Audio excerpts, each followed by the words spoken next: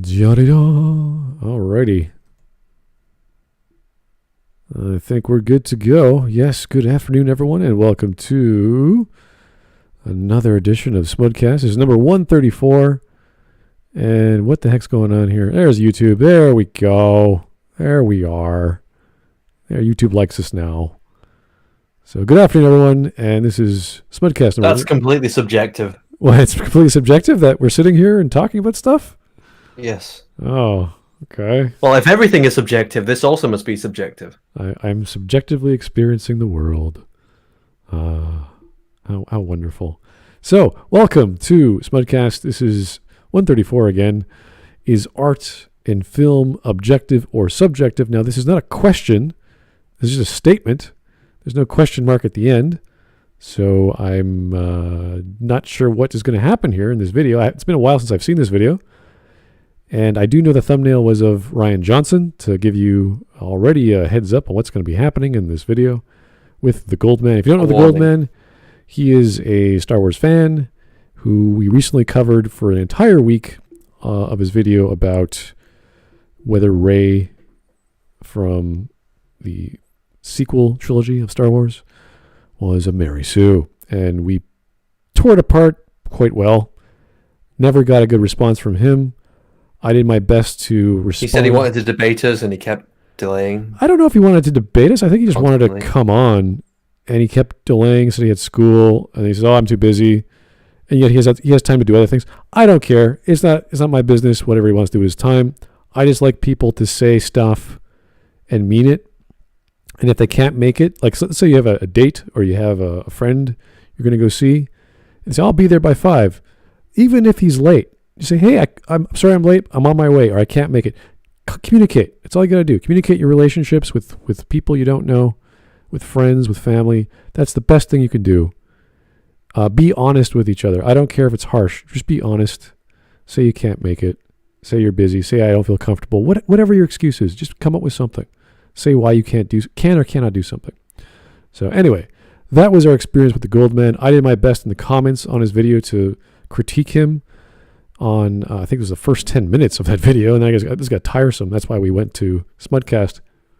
But the Goldman is obviously a very fanboyish person, and I use that word very explicitly on this channel, meaning it's something worth challenging. I like to listen to fanboys and their blindness and their biases towards their fandom. Same way Shiney always reminds me why he loves the Clone Wars. He realizes it's not perfect. He can criticize it just as well. And that's perfect. That's what we need.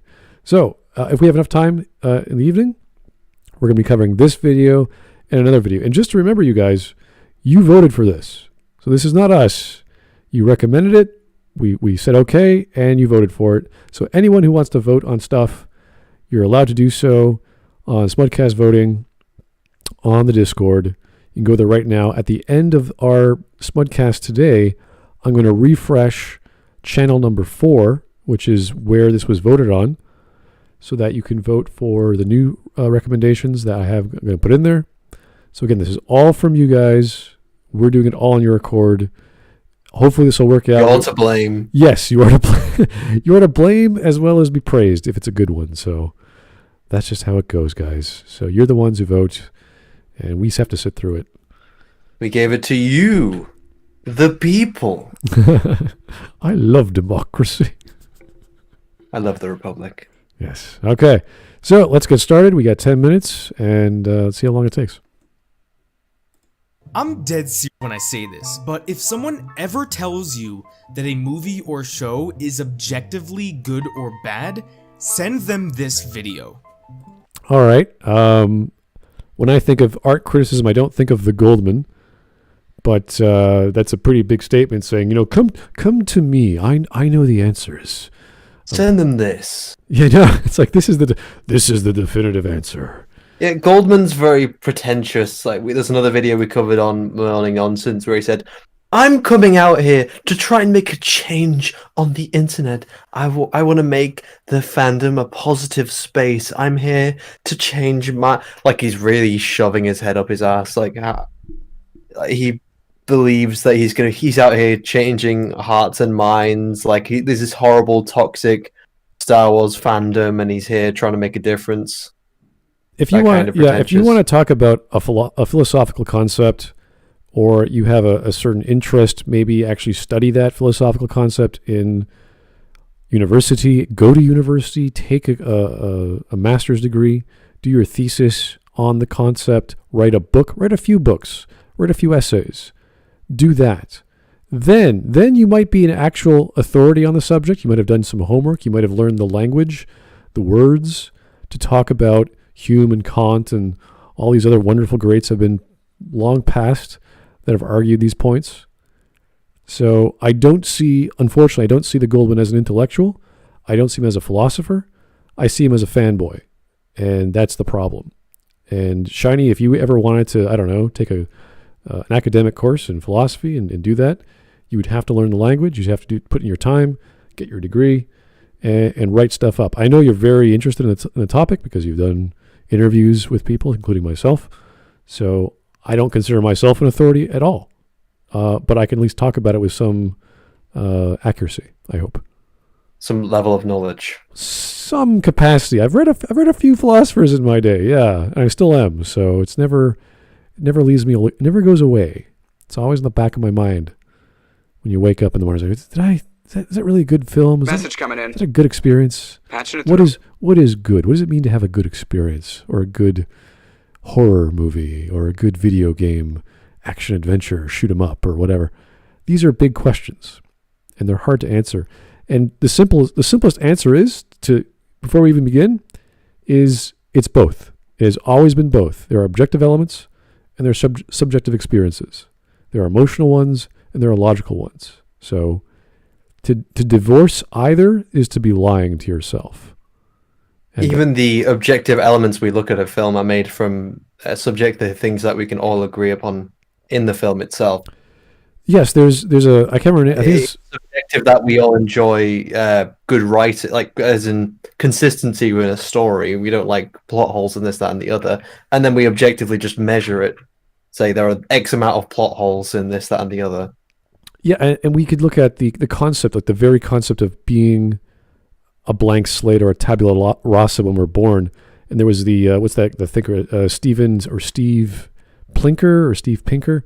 He wrote a book about 20 years ago about this idea that, yes, we are born bereft of senses, meaning we haven't experienced anything yet, but once we start doing so, everyone seems to have pretty much the same experiences. That's why we have culture and heritage and geographical location, and why we're born a certain way, why we think a certain way, why our languages work a certain way. And that determines a lot of things in our life. So there's a certain element that we're not aware of in objective understanding that's there that we don't have information on. We haven't tapped into it yet. We haven't figured it out, but we know there's something there. And it challenges the concept of tabula rasa, of determinism, and how we come to these conclusions and how criteria are made in the first place. So you could have a criteria, Shiny. Oh. Hello? Oh, hey. Glib, you're back. Okay, good. My audio was crashing. My settings wouldn't even load. So could you hear all the horrible things we're saying about you? No, I don't care. You're probably not saying... You have to say something really, really on point to hurt my feelings, because I'm constantly hurting my own feelings. So get good at insulting me. Well, we said Biden won fair and square, so... Well, it doesn't hurt my feelings that much. Maybe the fact that you're president will. You have to say something like, I don't know, you're gay. I don't know. I don't know. I can't think of anything right now. You're gay. Just because I'm so awesome, dude. I can't even fathom being insulted, bro. My chadness. Because you love the dinosaurs so much. I'm a weak-willed, lily-livered maggot loser. Anyway. All right. Well, enough about the gold man. Yes. Before we get there, let's actually address the fact that you're the only American in the room. Happy Thanksgiving. Happy Thanksgiving, Skids. Thank you for the super chat. I'm the only American in the room. American in the room because we took over this country from all of those Native Americans who lacked the technological proficiency to stop us. Manifest Destiny, Monroe Doctrine, America Best Country Ever. Game over. Okay. Like ball in the end zone. I'm just kidding. Well, okay then, Conqueror. That's good news. Woo! The right of conquering is the only right that exists. Force and violence are the ultimate deciders of politics. No. And that's how you deal with Democrats. Anyway. Okay. And of course, we have uncompetitive. Yeah, that's how you deal. Art is inescapably subjective. I would agree. It is also inescapably objective. So this is, not contested. We know this. Everyone knows you have feelings, and you are the subject of your own experience. This is totally normal. So this is a true statement, and I'm not. It's easy to talk about because we've done this for years and years. And if you've ever read anything by Plato, it goes into art. You'll get that fact very. You get the theory of forms as well. So all the old philosophers accept these things. They don't throw it away. It's only the past 200 years where you get some of the art critics of contemporary philosophy, or I would say more contemporary art rather. When you had the original ones from the Louvre, the past 200 years, so the 1700s, and the modern art movement, that's when things get confusing. Because they have art for art's sake. You don't have objective standards for those things, even though you have periods where those forms were created. So you have these auteurs or these prodigies, like the creation of certain styles of jazz or classical music, like the Romantic era, which came out of nowhere. And you say, oh, started with this guy, started with that guy. So you have to understand the objective elements of even the creation of the tools of art, not just art itself, and then the style of using those tools to create those experiences. So very other bigger conversation, which I highly doubt we're not going to get into. But let's just keep on trucking here with Mr. Goldman. If your son tells other people that art is objective, then stop right now. You are wrong and you are misleading other people. Wow. That's a very objective statement to make. What a This is like, so what's the answer between 1 and 3? What do you mean? You can't have 1.1, 1.2? No, there's only 2. A whole number, really? You can't have fractions? You can't have decimal? No. There's no gray area. I understand when, you don't need to say objectively good or bad or subjectively good or bad. The thing that bothered me about the dichotomy, and still does to this day, is this notion that you can use the subjective aspects of art, interpretation, perceptional and differences of logic processing, different experiences that the audience is having, all of these different things, to ignore the fact that there is a craft, that there is something that we can observe that is the same. I like to use the metaphor of you look at a Coca-Cola can from one angle and it looks like it's just two-dimensional if you're looking straight down on top of it. Whereas if you're looking at it from the side, it looks like a cylinder, or maybe not even a cylinder if it's two-dimensional. So the fact is that we have to admit that there is a can there. We are looking at a can. If we can't agree that we're looking at something and have a standard for what that is, then I don't need to have a conversation with you. That's the conclusion I've had from the subjective-objective art dichotomy. If you are here to discuss what makes something good, even if it's just your definition, and you want to provide me with your definitions and your technical specifications, even if I don't agree with it, I'm interested. What I'm not interested in is people having their subjective opinion not be based on anything material, tangible, pragmatic, practical, mechanic, any kind of thing that is a practice that people are aware of, any kind of form, format, formula, any of those things. If you ignore those things and say it's subjective, okay, it's all just subjective, then I don't want to have a conversation with you, because there's nothing to gain from my effort to learn more and more about a topic and gain new perspectives from people, because I've heard that perspective repeated over and over again. That's not new information. It's remedial. I understand that everybody has a different perception. Now, what I want is an explanation for why your perception is even interesting. You can call me a gatekeeper if you want to. I'm absolutely gatekeeping my brain from stupid shit, regardless of whether or not you want to call it objective or subjective. It's irrelevant. That's an almost entirely different conversation from what I'm trying to have, which is, how do I improve my filmmaking? How do I understand other people more? How do I understand filmmaking more? And this has nothing to do with, let's say, the way that a pianist might play a certain Mozart piece more flamboyantly or faster or softer. And from that you can derive, oh, this is a very dark minuet, or this is a very happy sonata. You can get those feelings based on the performance, and people can interpret that in their own way because they think, oh, well, it's from the Romantic period, therefore it's supposed to have this melancholic, idealized feeling, but you can play those pieces in certain ways that are interpreted if you have a keen ear and you actually listen to the greats, or you've done classical training. You can say, oh, this pianist is getting a little sloppy here and there, but he's really hammering down the chords. He really has the reach to do all these very powerful notes, and some of the ornaments. No one likes a snobby penis. Well, what? No one likes a snobby penis. Snobby penis. I wish I knew. Never mind. Okay. I keep making penis jokes from when you say penis. Pianist. Pianist? Okay.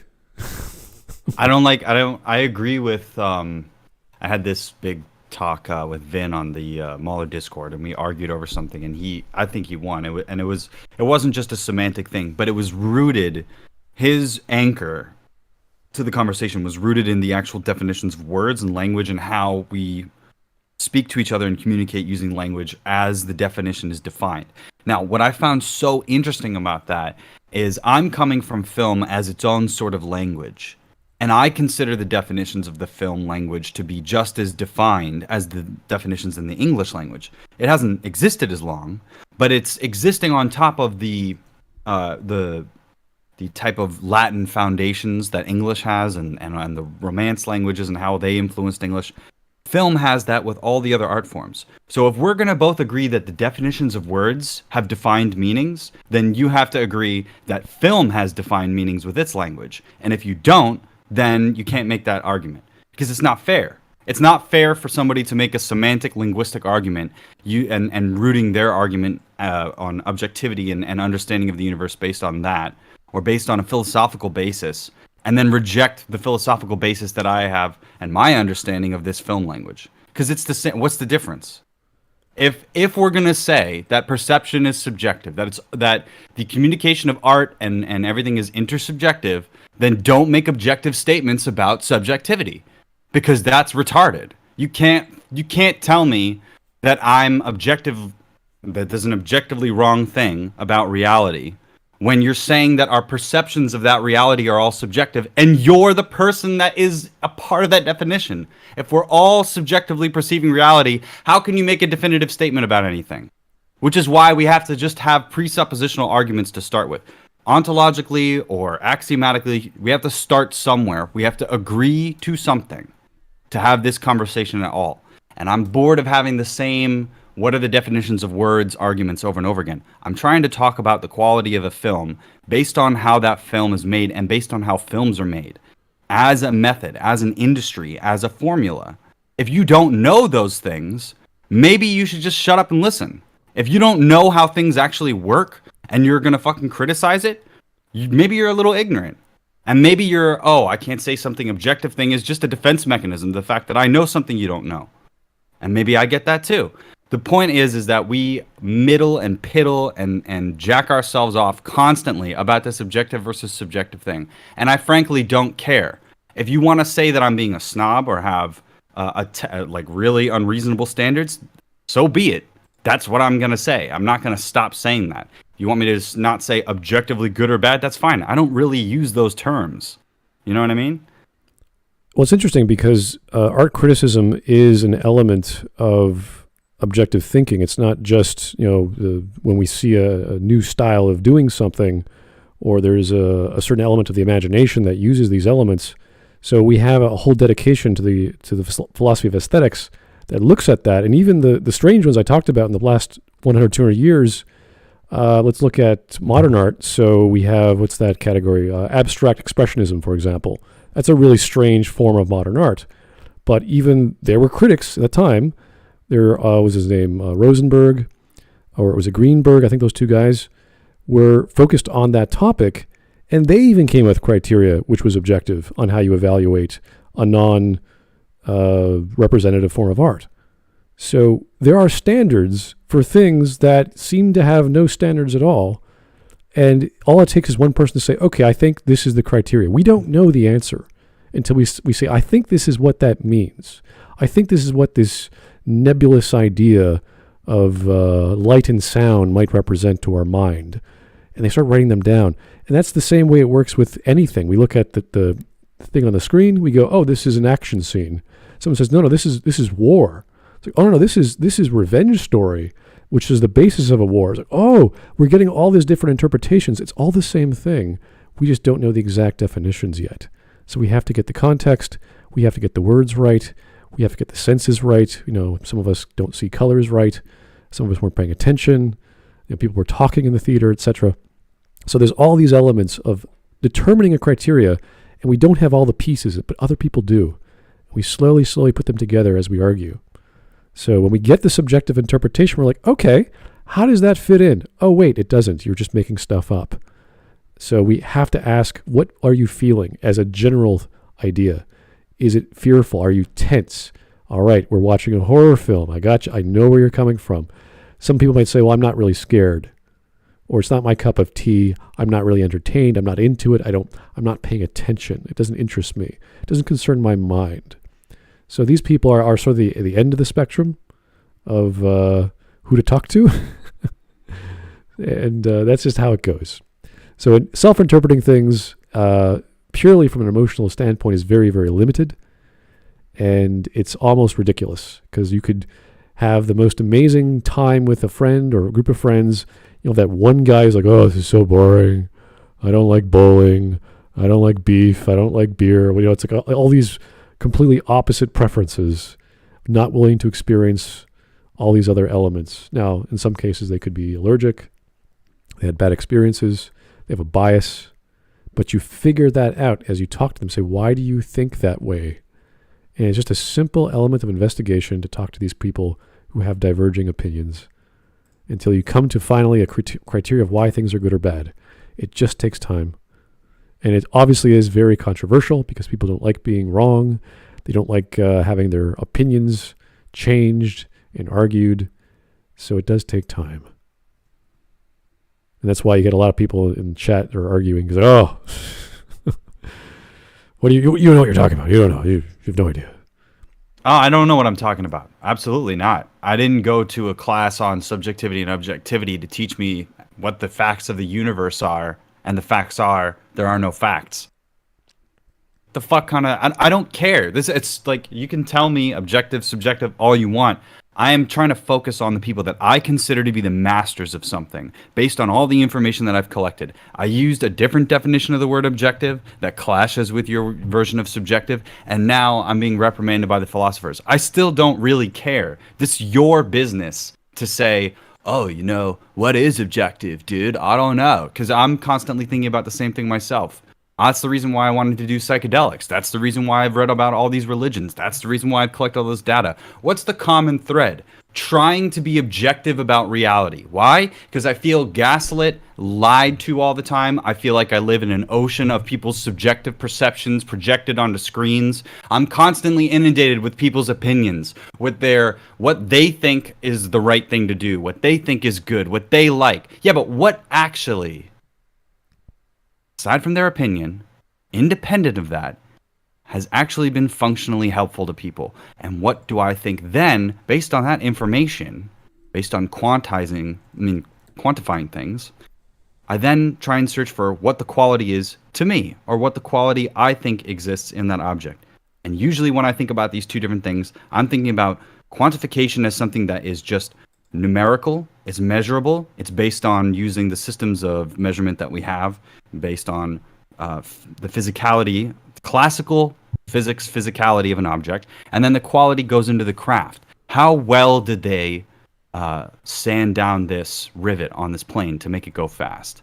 How did they curve these chisels so that they made the skin look like it was actually being touched on this statue? Don't tell me about my subjective perception when I'm talking about an object. Do you understand how stupid you are to me? And I don't mean that you're stupid, but how irrelevant the opinion of somebody's their philosophy major is when I'm looking at an object and trying to figure out how they made it.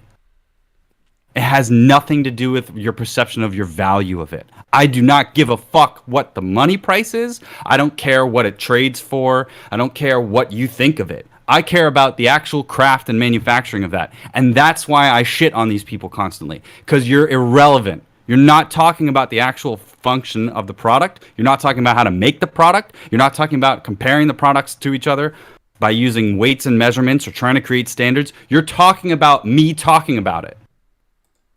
You're 40 steps behind me. Try to catch up. I'll wait a little bit, but you're wasting my time because I want to make a fucking masterpiece. I want to read good shit. I want to intake stuff. I am a snob. I like good things, and I want people to suggest good things to me because they have high standards. That's what I'm trying to do. I'm trying to get the best out of things. I don't want to wait around, sitting around and looking at a Jackson Pollock painting and going, what does it mean? It means he splattered paint on a canvas. Moving on. How do you actually make something that's pointillism look realistic? That's a technique I want to learn and understand. How do you compress audio so that it sounds professional? That's real information that I need. To me, at least. Now, is that objectively good or not? I don't fucking know. I don't care. I want to know what I want to know. I don't want to know about all of this back channel information about the language that I'm using. Oh, is objective the right word to use here? Is this the functional definition? I'm trying to get real information. I'm not trying to talk about the process of thinking. And again, that's just one element of objectivism where you look at the craft, the expertise, or even the virtuosity of artists that have just come about. So if you look at certain camera techniques in film, or how to make an appropriate style of Stradivarius, what kind of wood do you use, what timbers you're looking for, the creation of certain new styles of jazz, Nina Simone, Ella Fitzgerald, how do they get those notes? What are they going for? How do they time it out? There's all these wonderful things, and that's just one of like at least 7 elements I can think of that are categorized that we study in certain elements of art. So we can go to music, we can go to dance. We could even say certain dancers are objectively better with other dancers because they fit in the roles they're trying to perform, whether they're doing ballet or figure skating or any other form of contemporary dance. You just look at their bodies. Yep, they're the male and the female forms fit neatly, properly together, proper physique, proper style, proper timing. You can make these judgments. And this is what we do in the Olympics, although unless they're paid off by China or Russia, because they have very high standards and history in their schools, which last hundreds of years, that they're very proud of. So there's all this wonderful controversy over the Olympics from the 90s to the hundreds of better performers not getting the due they are deserved. So there's all sorts of controversies of even in professional sport, from all the way to pointillism, Dadaism, and of course modern art, which is very difficult to gauge. But we have standards, believe it or not. There are people in the fields who have done so, and they have criteria. And if those criteria are not objective enough, you get a better objective criteria. It's that easy. It's dismissive. So like, and I'm being dismissive too in the opposite direction. So like, I make this big case. I say, yeah, I think this is bad. It's that, it's this, it's that. It functions improperly. It's inefficient. Yeah. Let's say it's like an engine or something. This engine, it breaks all the time. It's made out of a material that can't handle the heat, so you have to replace it. But it's also made out of a material that's expensive to produce. It's made with outdated standards. All these different things that, when you know the mechanics of it, you go, wow, this is dumb. It should have been like this. Why did they choose to make it in this shape when it would have been easier for the robot that's milling the metal to work this way? And there's many different ways of thinking about the process. What they do is they go, yeah, that's subjective. And then you go, okay, but what does that have to do with the thing that we're talking about? Like, are you saying, at the end of the day, are you saying anything about what I'm saying? Or are you saying that all of what I'm saying is worded wrong and philosophically I can't be objectively right because it's just my opinion? Like that, what if I just say, I know that? What does that have to do with my opinion? Is my opinion a good opinion? Is it well-founded? Or are you just upset that my opinion is more authoritative than yours? Like, that's my problem. Like, I value my opinion way more than your opinion. That goes for almost everybody. Unless there's somebody that has proven to me that their opinion is better than mine, I want my opinion to be better than yours. I do not understand this idea that you're going to come at me saying my opinion is subjective. That's subjective. Just say that I'm making a bad argument if you think I'm wrong, or that I'm wrong. I think you're wrong because of this, and I'll consider it. There are a lot of people that win arguments against me. There's a lot of people that have better opinions than me. I'm not a genius, but I hate this dismissive thing where it's like, oh yeah, that's just subjective. You're subjective. All right, let's keep going. And genuinely believe that art is objective, then I am deeply sorry because you have been misled. I'm usually not this hostile in my video. Mislead? Ha! Yeah, I know you are this hostile. All the time. Don't pretend. Don't lie.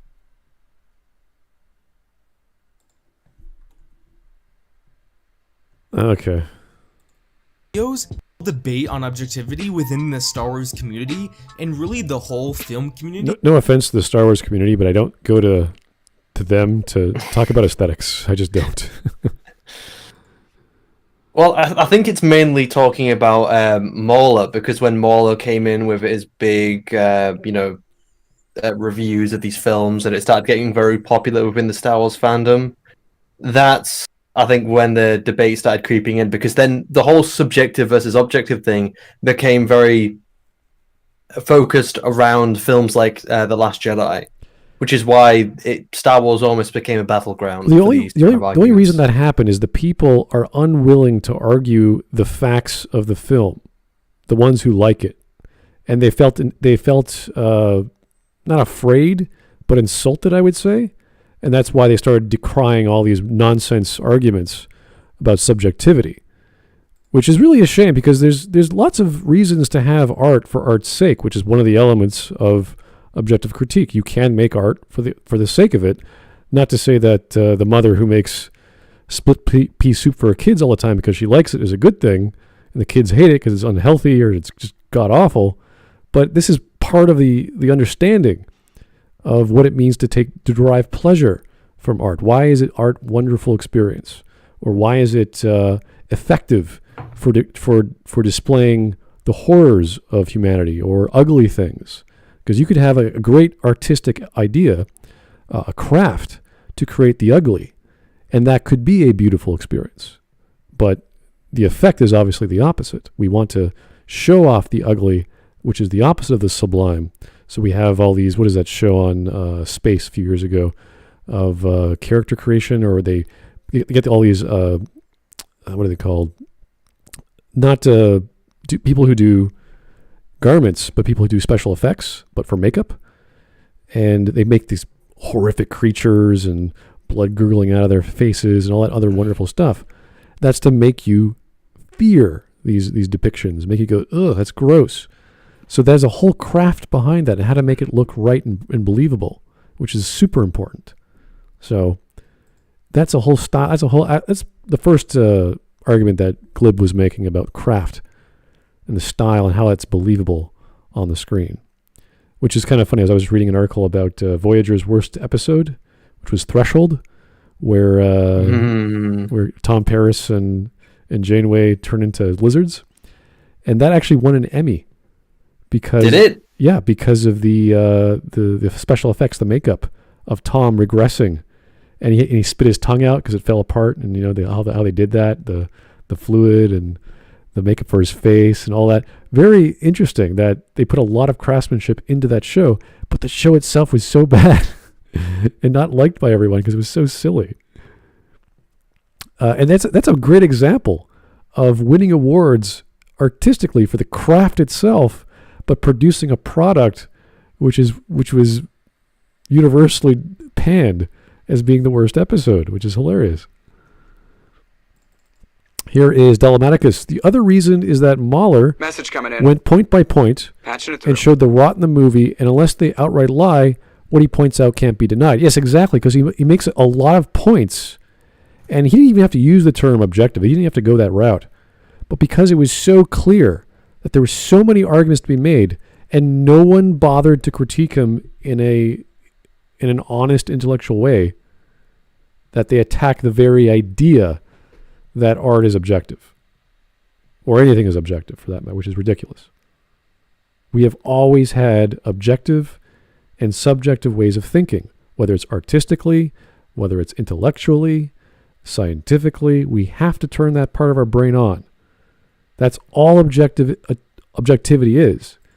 It is not being influenced by bias and thinking things factually and logically. And these people say, well, logic's not part of emotion, even though it is. Of course you think emotionally through logic. You don't have to, but you can definitely apply emotion through logic. There's nothing stopping you from doing that. You could talk about emotion in logic as well. So I don't see this disconnect between the romantic and the classic. And we've had that since Aristotle, so it's not a big deal to me. Anyway, let's keep going. Film criticism. Art is subjective, and I believe from the bottom of my heart that the notion that films can be objectively good or bad is dangerous. Dangerous. I don't see why it's dangerous, actually.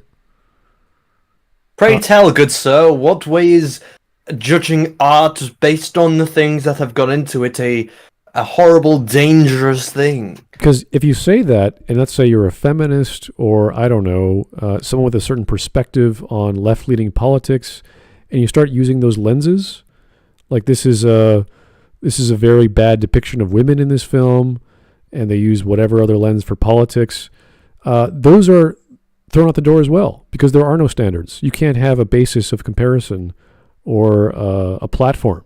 You just throw everything out the door. So one person's interpretation of feminism is equally as valid as another person's interpretation. So that's not helpful. So we either have criteria or we don't. The problem is, with a lot of us, we don't bother to make giant lists of everything, like what makes a good film. It's like, does it make sense? The basic thing in criticism, in all criticism, is, does this make sense? Is there meaning to be found in this seemingly meaningless scene? Do I have to look harder? Do I have to pay more attention? Do I have to watch it a second time? We have a lot of slice of life books and stories and movies, which nothing seems to happen. There is no plot. It's just stuff happens, and that was that. That was your 2-hour experience. And it's hard to figure out what's going on when there is no sequence of events that makes sense. You can't just have acid trips. You can't just have dream sequences. You can't just have flights of fancy. You can't do that. You have to root it in something tangible for us to follow a character, a person who would actually want to do these things and why. We need that in a story or it doesn't work. And it's very loosely connected in, let's say, episode 7. Well, we know what's going on. It's just not the focus of the narrative. The same with episode 8 and 9. It's the protagonists are sort of all over the place. Mm-hmm. And why they jump from one plot point to another does not make too much sense. So. Also, the objective has been forever ruined. Analyzing film... No. I agree. I totally agree. This conversation has been ruined because people have used definitions like that are they're overlapping definitions that create exclusive viewpoints, and I hate it. Because like the definition of objective for us is like, all right, let me assume that I'm not being my biases, my tastes. Let me just throw that out there. Let me just analyze the data. Let me just look at the data. And then somebody goes, okay, you're not actually objective. And I go, okay, I get that, person. You're right. I know what you're saying. What I'm trying to do is be objective. Regardless of if I achieve it, that's the goal. I'm not trying to be subjective in the sense that I'm taking everything that I like about something and trying to understand it. Because if I did, I wouldn't do the research. If there's something that I don't like, let's say escargot. I'm not a big escargot fan. It's wasted on me. You know what I mean? Sure. But I want to know what people like about it. Am I gonna rely on my taste, or am I gonna try to be objective and understand what it is? Oh, it's because the substance of the escargot transfers the flavor. It enhances the flavor of the garlic that we put in it. It's good with this. It's people like it because of this combination of things. This flavor, this texture that is then followed by this is the traditional way of doing it. I'm trying to obtain information so that I can understand then subjectively. What I hate is this disruption in the process of me trying to ascertain information. Oh, that information is actually not factual. That's subjective. Oh, that's objective. That's subjective. I don't care. Is it information that's going to lead to a conclusion? Can I infer something from it? That's what I need. I don't want to be stuck in a fucking void chamber of, oh, am I perceiving this or is this true? Right. That's very reminiscent of my dad's experience growing up in Italy drinking wine. Because if you're in Italy, everyone drinks wine, yada, yada. But his dad made horrible, horrible wine. So my dad had no idea what was good wine, what was bad wine, until he went around to the rest of the village, and there was like some uncle of the village making Tempranillo, and because you're young, your taste buds are very sensitive to sugar. He thought, wow, this is amazing. So my dad ended up growing. My dad does not like sugar in general as an adult. So when he was growing up, he had so many bad experiences with wine that he knew what was bad when he grew up, because he's still drinking wine all his life, and he knows why a Merlot is a Merlot and what makes it work and why a Tempranillo is what it is and a Chianti and all these other wines. So he knows from having horrible experiences what is actually a good experience, because he was raised that way. Obviously, if you're raised on perfect everything, you're not going to have much of a standard because everything works.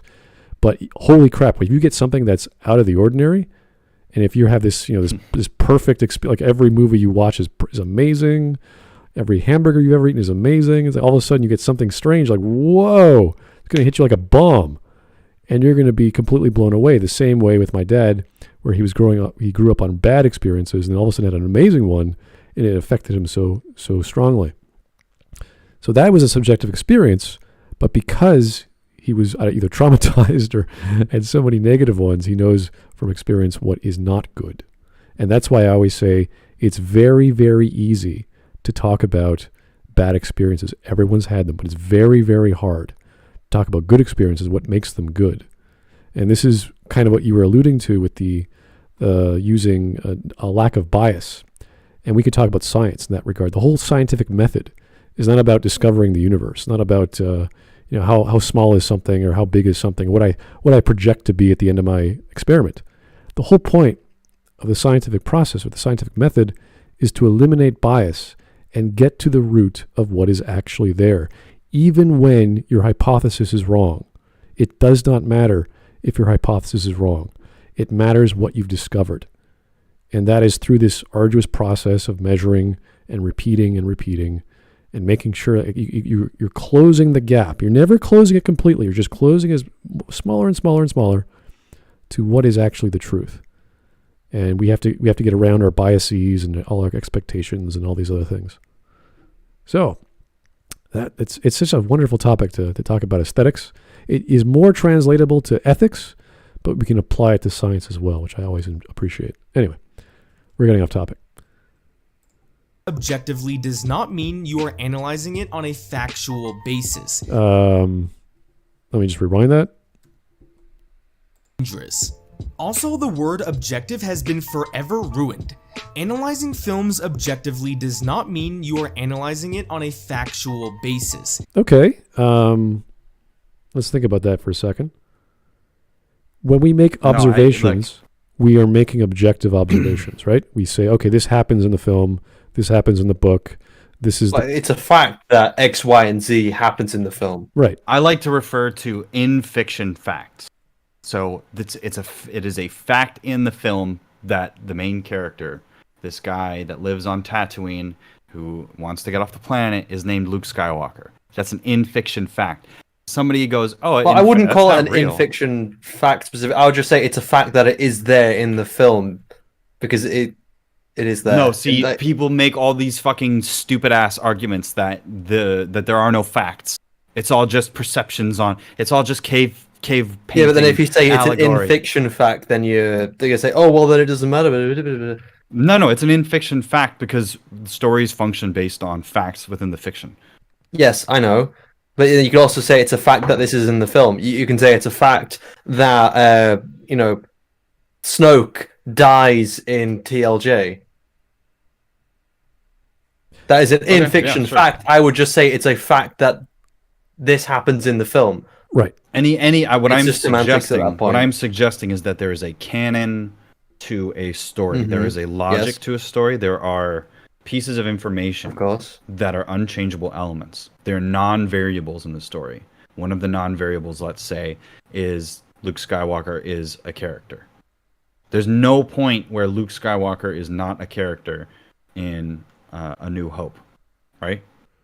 It's just a fact of the matter. We have to ascertain a base level of logic to have a story to function. So I like to refer to in-fiction facts because what it does for the argument is it creates the concept that there is a world that this story takes place in, and that world has rules. It's like that what Morpheus is saying in The Matrix.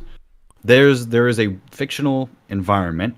It has a timeline. It has objects in it. It's like the real world, but it doesn't function necessarily on the same logic because it's impossible for that to happen. You can't have a perfect one-to-one simulacrum. It's just not possible. So what you do is you create enough information for the human mind to interpret it, and I consider all that to be within the narrative. There's a clear distinction I've noticed in people that are referring to a narrative and a canon versus the perception of it, you know what I mean, in a diegetic sense. It's not hard to actually think objectively. The problem is you're never going to be 100%. The same with our biases. We can never remove all of our biases, but that's the point. We're trying to get there. So when we say we're being objective, we're attempting to be as clear-cut as possible. And the definition of objective is very simple. It's being not influenced by personal feelings or this or that, and trying to focus on what is actually there. And the problem is we're human. We're not perfect. We don't have complete vision of the electromagnetic spectrum. We don't have perfect hearing. We don't have very broad hearing. We don't have very broad smell or taste. So all of our senses are not perfect. They're not complete. But from the human perspective, that's fine because we're all human and we have the wonderful bell curve. We have the people who are very sensitive at the front and people who are very dull at the back, and we have everyone else in the middle. So we can say things in pretty much universal ideas that we can smell or taste the salt of a salted fish. I think we can grasp the concept of a salted fish. It comes from seawater. You salt it as well. You cook it. It's a salted fish. So too much salt is subjective, but within the bell curve of experience, when a restaurant is looking for a good dish, that it's a salted fish, they'll try to match it up in that bell curve so there's a certain degree. The same with spice, heat. When you go to a Mexican restaurant or a Spanish restaurant, they ask for hot wings. How hot do you want it? They have a generically good rating scale from 1 to 3 or 1 to 4, depending if they make their own hot sauce in their restaurant. What is going to be hot for the average consumer? So I've been to a lot of Thai places that have that. They do, there's gluten in this or that, or there's not enough fruit or sweetness. So they do it on constant repetition, constant experience, making sure the average customer is happy as possible, and they're aware of what they're eating and what it means to be eating something hot or sweet or salty. So, and that could be done with the craftsmanship of art. It's the same idea. Is this yellow too contrasting with this green? Is this red too contrasting with this blue? So what effect were you going for when you were using those primary or secondary colors, etc.? So there's all this wonderful science behind making art and using color schemes and English, grammar, etc. It's a wonderful thing. I think it's very easy to point that there are objective elements of a film. There's in things you can measure objectively, because you can point to something, again, saying that this point here contradicts with that point over here. Like the two pieces of information we've been given, they don't make any sense. So that is there. It's very factual. It doesn't. It clashes, and you can't put the two together anymore. So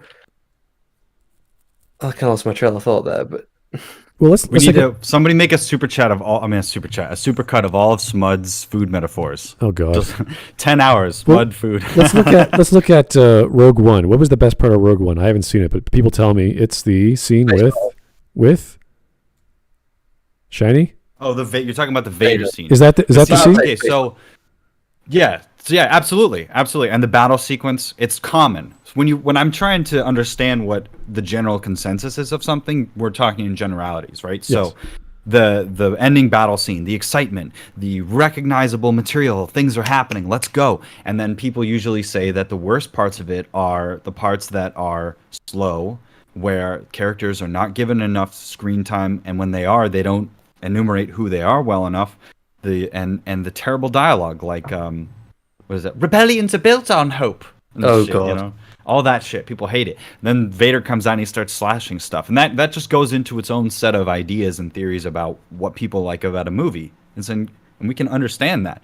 You can call it subjective, but I think we have an idea about what we're talking about here. We just have to be a little bit better about explaining what we consider good or bad. Some things I consider good, Shiny doesn't consider good. We disagree on the Clone Wars. I don't know. I'm not going to say Clone Wars is objectively bad and you're objectively wrong for liking it. That doesn't make any sense because there's other elements that are involved. So when we're talking about what I am observing that I don't like about it, that information is something that is going to be factual. Like this art style is the way that it looks is particular, and then when I see that art, I don't like it. That part is subjective.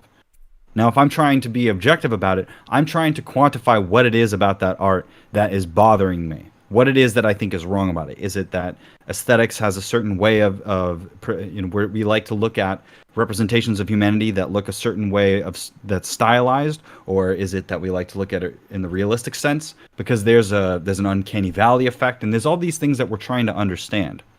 Because ultimately, the process and the synthesis of this dialectic is designed to create better content, or to be more informed about why we like something, or to be more informed about the content itself, or to be proven wrong about our perceptions. That's why we change our mind. We tend to see the subjective as the knee-jerk reaction, the first viewing. It's like, oh, this is new to me. I don't know what to expect.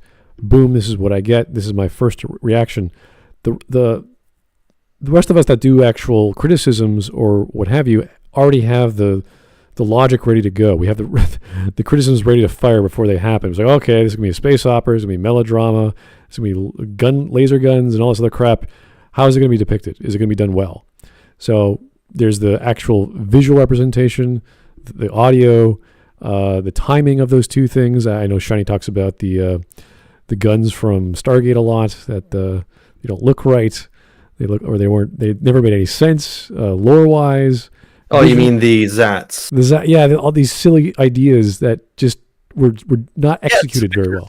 Obviously, 1-shot stuns, 2-shot kill, 3 disintegrates. Right. So that lore-wise makes sense. So it's not an argument of lore.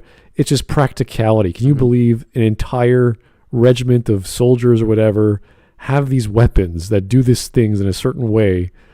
And this is just how it's always been. And they're unearthing this weapon, and they're not reinventing it. They're just using it. It's like, oh, really? This is what the Goa'uld gave to their stormtroopers to run around with. It's like, really? Okay, that's weird. Well, the actual idea of them disintegrating bodies was made up on set because they had too many people laying on the floor. It was very difficult for the actors to move around, and it was difficult to keep continuity between reshoots and stuff. So on the spot, they just said, 3 shots, disintegrates. That's why there's bodies missing. Didn't have any gaffer tape to mark the ground for the bodies to come back in the next scene.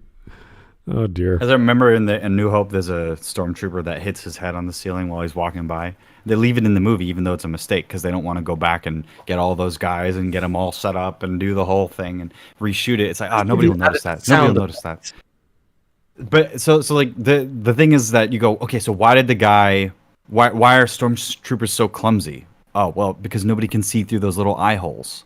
So in canon, you're like, well, maybe you put on the helmet, right? You put on someone's stormtrooper helmet, and you go, wow, I really can't see anything in this helmet.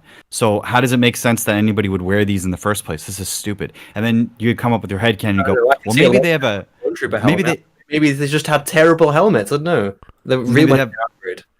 It's really hard to see through masks.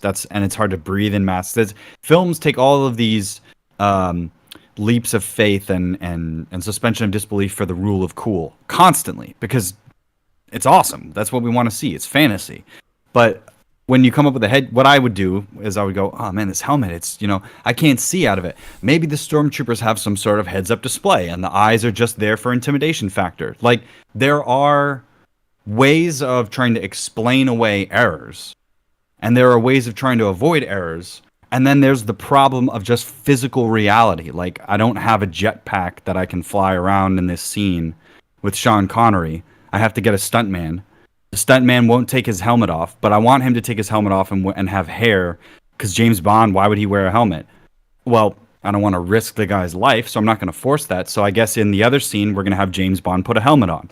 You have to make a decision that's well informed about all of your options. Have as many understandings of as many different departments, have good relationships with those departments, hire the right people that'll be able to give you good advice, and work out functionally how you're going to convince somebody that what they're seeing is at least almost real.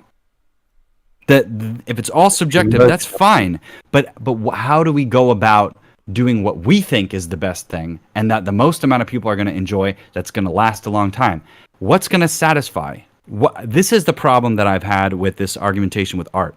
The entire reason why I want to be, not the entire reason, but one of the major reasons why I want to make art, and I'm sure that people want to talk about art, is because it's such an enjoyable experience to be entertained. We love the entertainment. We love to be taken to new places. We love thinking about things. We love creativity. We love aesthetics that exist outside of our space. We love aspirational content. We love ideological content. We love seeing justice take place. We love to see sexuality and physicality and violence and all of these different things. This argument about the subjectivity versus objectivity, it's not focused on that. It's not focused on, are we going to please people and are we going to satisfy the customer? Which is why Smud, I think, makes so many food references, because food is something that it nourishes and sustains people on a basic level, but culinary and the cuisine of the matter, that is what's going to please people. And that's what makes it art, in my opinion. That's what makes it valuable, in my opinion. That we have the ability to give people value. No one goes to a restaurant going, oh, I can't wait to eat something really healthy and nutritious. It's like, no. You go out to eat because you want to spoil yourself and eat something you shouldn't, or something is so decadent and delicious that you can't do it yourself. So... Or it's quick and easy and you don't want to make the effort. There's so many different reasons, but the end result has to satisfy. Right. And some people do have both. They're very health conscious. They go to the non-gluten, non-meat, this and that, vegetarian, vegan, whatever. And sometimes they're good places, but very rare, very hard to find. So we have to understand the medium, what you're talking about, the genre, the series, the instance of all of those things. That's why Star Wars is very high under scrutiny, not just because it's popular, but because it has so many things to check for it to be successful, for it to work as a Star Wars film. And that's why I asked you guys, what was the most memorable part of Rogue One? It was that one scene, because that resonates with so many people. They get it. It's like, oh, Darth Vader. He's doing Darth Vader. He's blowing people away. Things. Exactly. It's clear. It took what, 1 minute, that whole scene? Very, very fast. As opposed to all this other stuff that they had to introduce and characters and give a plot here and there. And not to say those parts were bad, but they weren't as resonate as a Star Wars film would. Because that is... It's also... Sorry, I'm sorry. No, that's I was just going to say, it's also funny that... it's funny that people go, oh, it's a social construct. And I'm like, yeah, I'm a part of that social construct. And I want it to be good. I want the best social construct in my lifetime. Why? Because I want to enjoy myself and have a peaceful existence before I die. I want to have a good life. This is what I think makes a good life. So let's keep this social construct up. Let's not just try and rethink the wheel and make it square because somebody's really fast with it and this other person's really slow. So we got to slow them down somehow.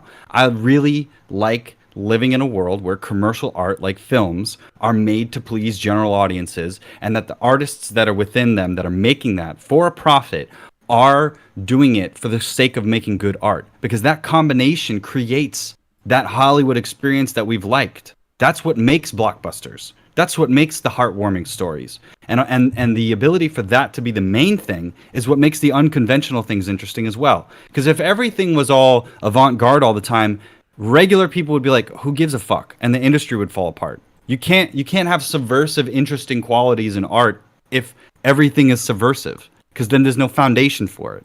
Then it's just, hey, I got a new film. It's just dust gathering for 90 minutes. It's equal in content and value to society and to the public and to the audience as putting in a lot of effort to build a sci-fi universe that has interesting models and characters with motivations and different factions. Like, no, it doesn't. That's not how that works. You can say, oh, that's subjective. It's subjective that my Dust film isn't as interesting as your Star Wars film. But I don't care. I care about results. That reminds me. That's who I am. That reminds me of Dunkey's analysis as well as Patrick Willem's appreciation for episode 8. They did things that were so memorable, therefore they're good. And it's just the strangest thing to ever argue. It's like, you know what I really remembered? That guy chopping off my baby toe. But you know I also really remember that other guy chopping off my entire leg. It's like, wow, just so memorable, so amazing. I wasn't expecting that to happen in my life. Yeah, that's not an argument. That's a bad thing. And you can't say, well, you know, I wasn't expecting it. My brain wasn't thinking that way. It's like, that's because you're not a crazy person. That's because you're not a writer of the story who just randomly changed plot threads and position of characters and arcs just because he felt like it. It's very sad to see that. And people laud it as this beautiful thing. And you're like, no, that's not what you want to happen. Reality isn't even like that. What is what is this weird despotic world of just constant violence where you don't know what's going to happen next? It's very strange that this supreme being known as Snoke is suddenly inconsequential because he couldn't sense a thing that was happening right next to his hip. Very strange. Anyway, let's keep going. It means you are removing bias when stating your opinion on a film. See, I understand that. I understand what he's trying to get at. I don't think that Goldman is very eloquent or using language in its proper configuration, but I totally understand where he's coming from, and I think that I can understand where he's going with it. I do get a bit offended, though, when people say we're biased by saying we believe in objectivity, when that's like saying I believe in the classical model or I believe in logic. It's like, you don't need to believe in it. It's already there. Like it's out. Logic will continue after I'm long gone. So it doesn't change me in any way. It doesn't change my argument in any way. We're not blinded by objectivity. It's like saying, I don't believe in feminist critique. It's like, it's there. It's pretty silly, but it's still there. That's why people who say these things, it's like, what are you talking? We are trying to address bias by saying, okay, let's feign ignorance just for a moment and say, let's believe I don't have bias. Even though that's impossible, and I agree with you, it's impossible. Right. I'm going to try. Let's try together. And let's just look at the thing in front of our face and say, what do we see? And we'll describe it objectively and say, why is that the way it is? Is that proper? Why is it proper? And Shiny will say, well, look at the lighting. The special effect's not good enough. It doesn't look right with the rest of the foreground, etc. There's all kinds of criticisms we can use. And that's what we're trying to achieve. We're trying to get the objective or the observation first as clear and as understood as possible. And then we move on to the assessment. And we could argue... Sorry, go on. We can argue the assessment of what that means and why something is good till we're blue in the face. But we will eventually come to some shared opinion of why something is right or wrong.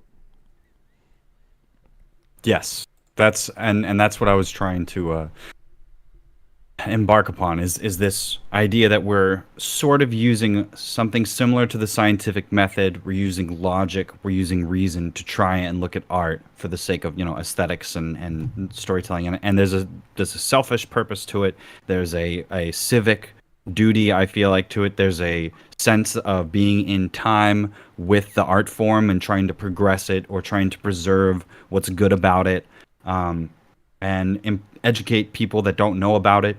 It's the reason that people are drawn to a community that's a part of an industry or a discipline, is because we're trying to keep something alive while adapting it. It's sort of like a social animal.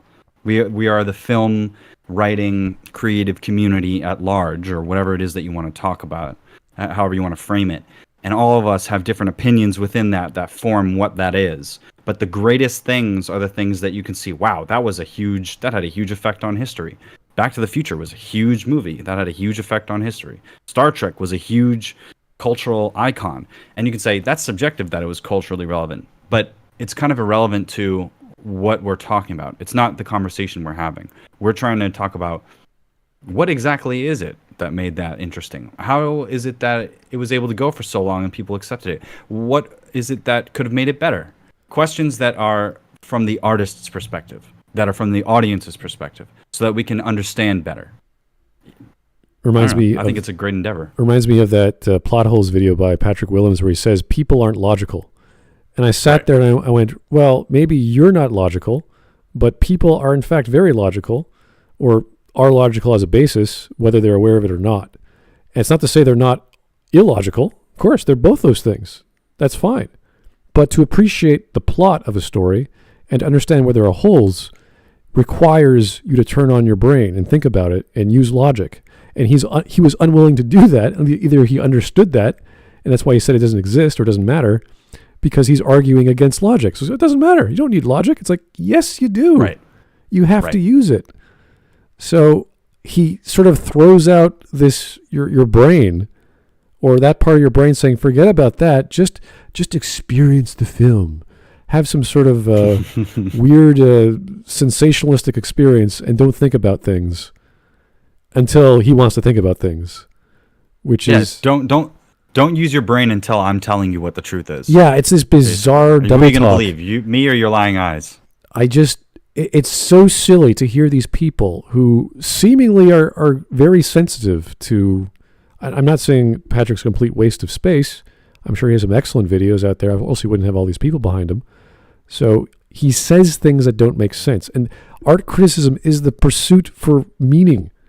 And you should use every avenue you've got, whether it's emotional intelligence or intellectual, or bring out some avenue of science that you're well versed in.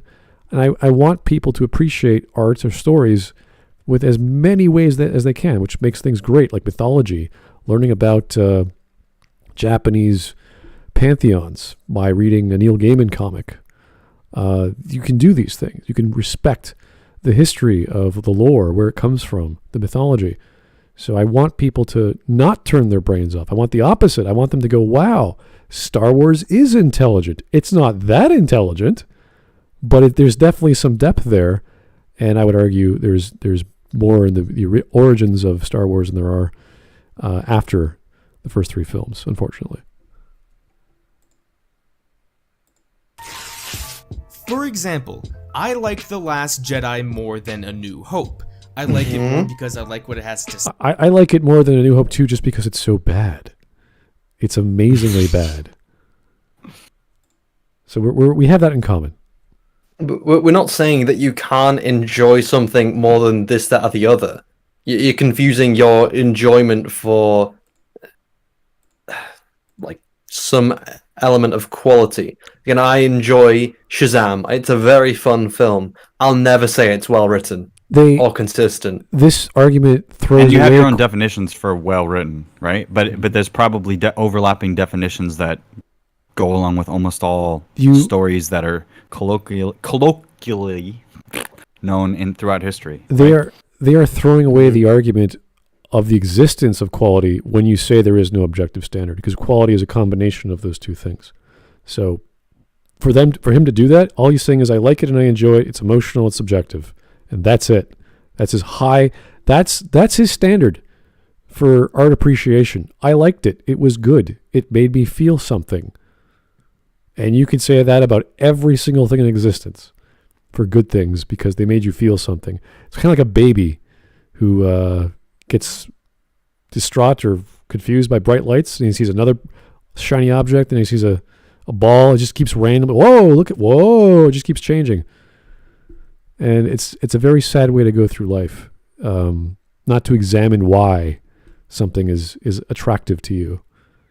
Very, very... I don't think that's what he does in life or what people do in life because people learn, okay, how do I get a job? How do I maintain my job? How do I advance my career, etc. There's a logical progression. You don't just go, well, I'm making money now. Where'd this money come from? I don't know, but I like it. It's very non-intellectual, unfortunately. Joe Crazy, thank you. Sup, people? My halfway decent arguments from this clown? Any halfway. We've only gotten 1 minute. 1 minute after 70 minutes. Yeah, we got to rant. I've been rambling. Okay, we're done ranting. We're going to keep going. Listen to this man, okay? I don't know, Glib. You're much more interesting to listen to than this guy. You sound much better as well. Because he mumbles, he's mixing shit up, and then we're going to have to point it all out. And it's like, oh no, I can tell. It's going to be like that. Like, pause. Okay, he's using this word wrong. Unpause. Saying more means a lot more to me personally. So when I say I like The Last Jedi more than A New Hope, this is me being subjective because I have personal biases in favor of The Last Jedi. Sure. Now, if I say objectively A New Hope is a better film than The Last Jedi, I am not saying that it is a fact that A New Hope is a better film.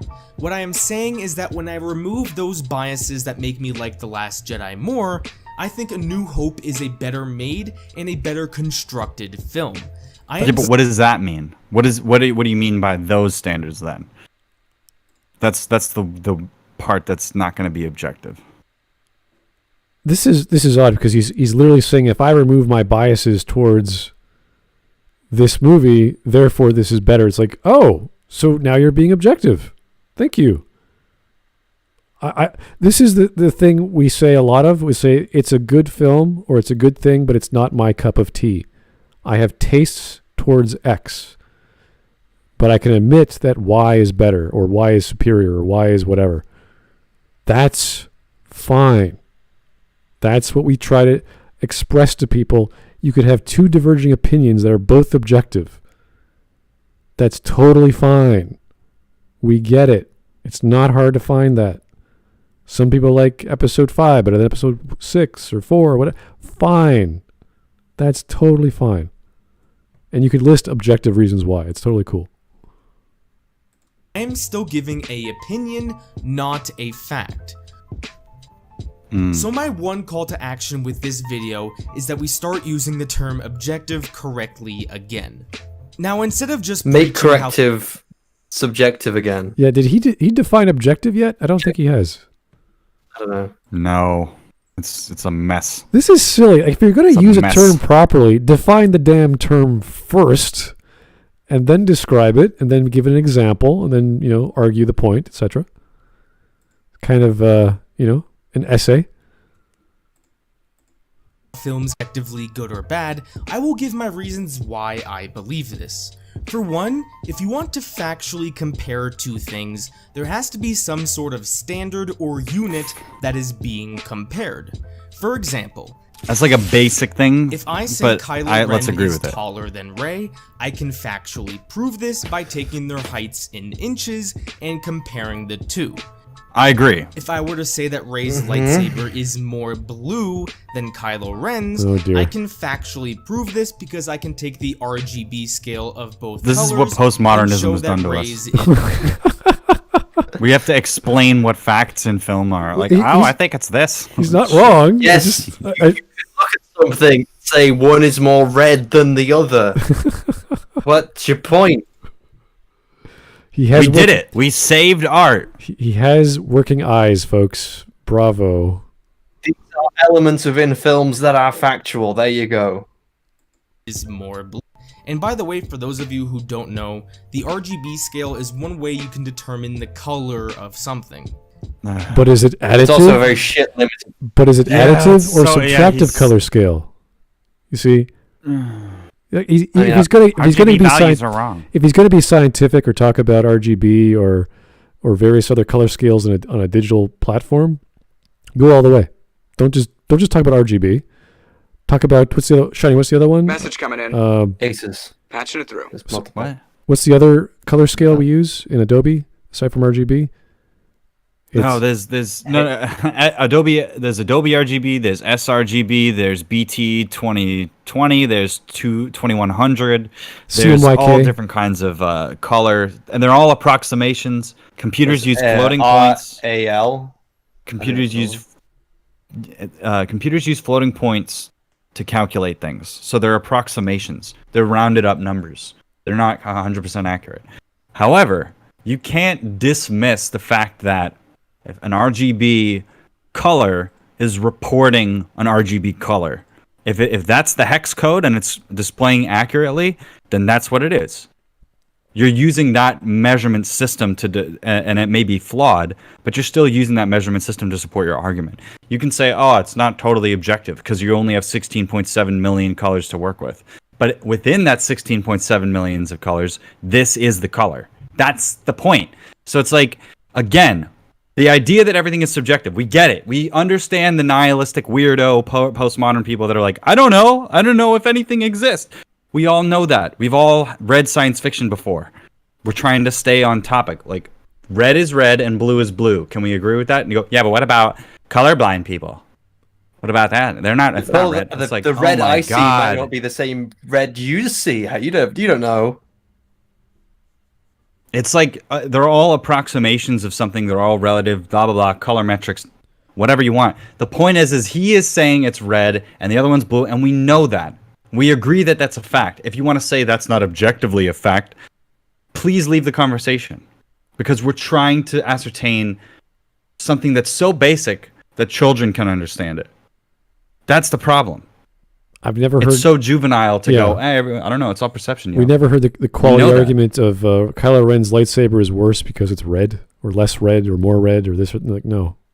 Yeah, no one's saying that.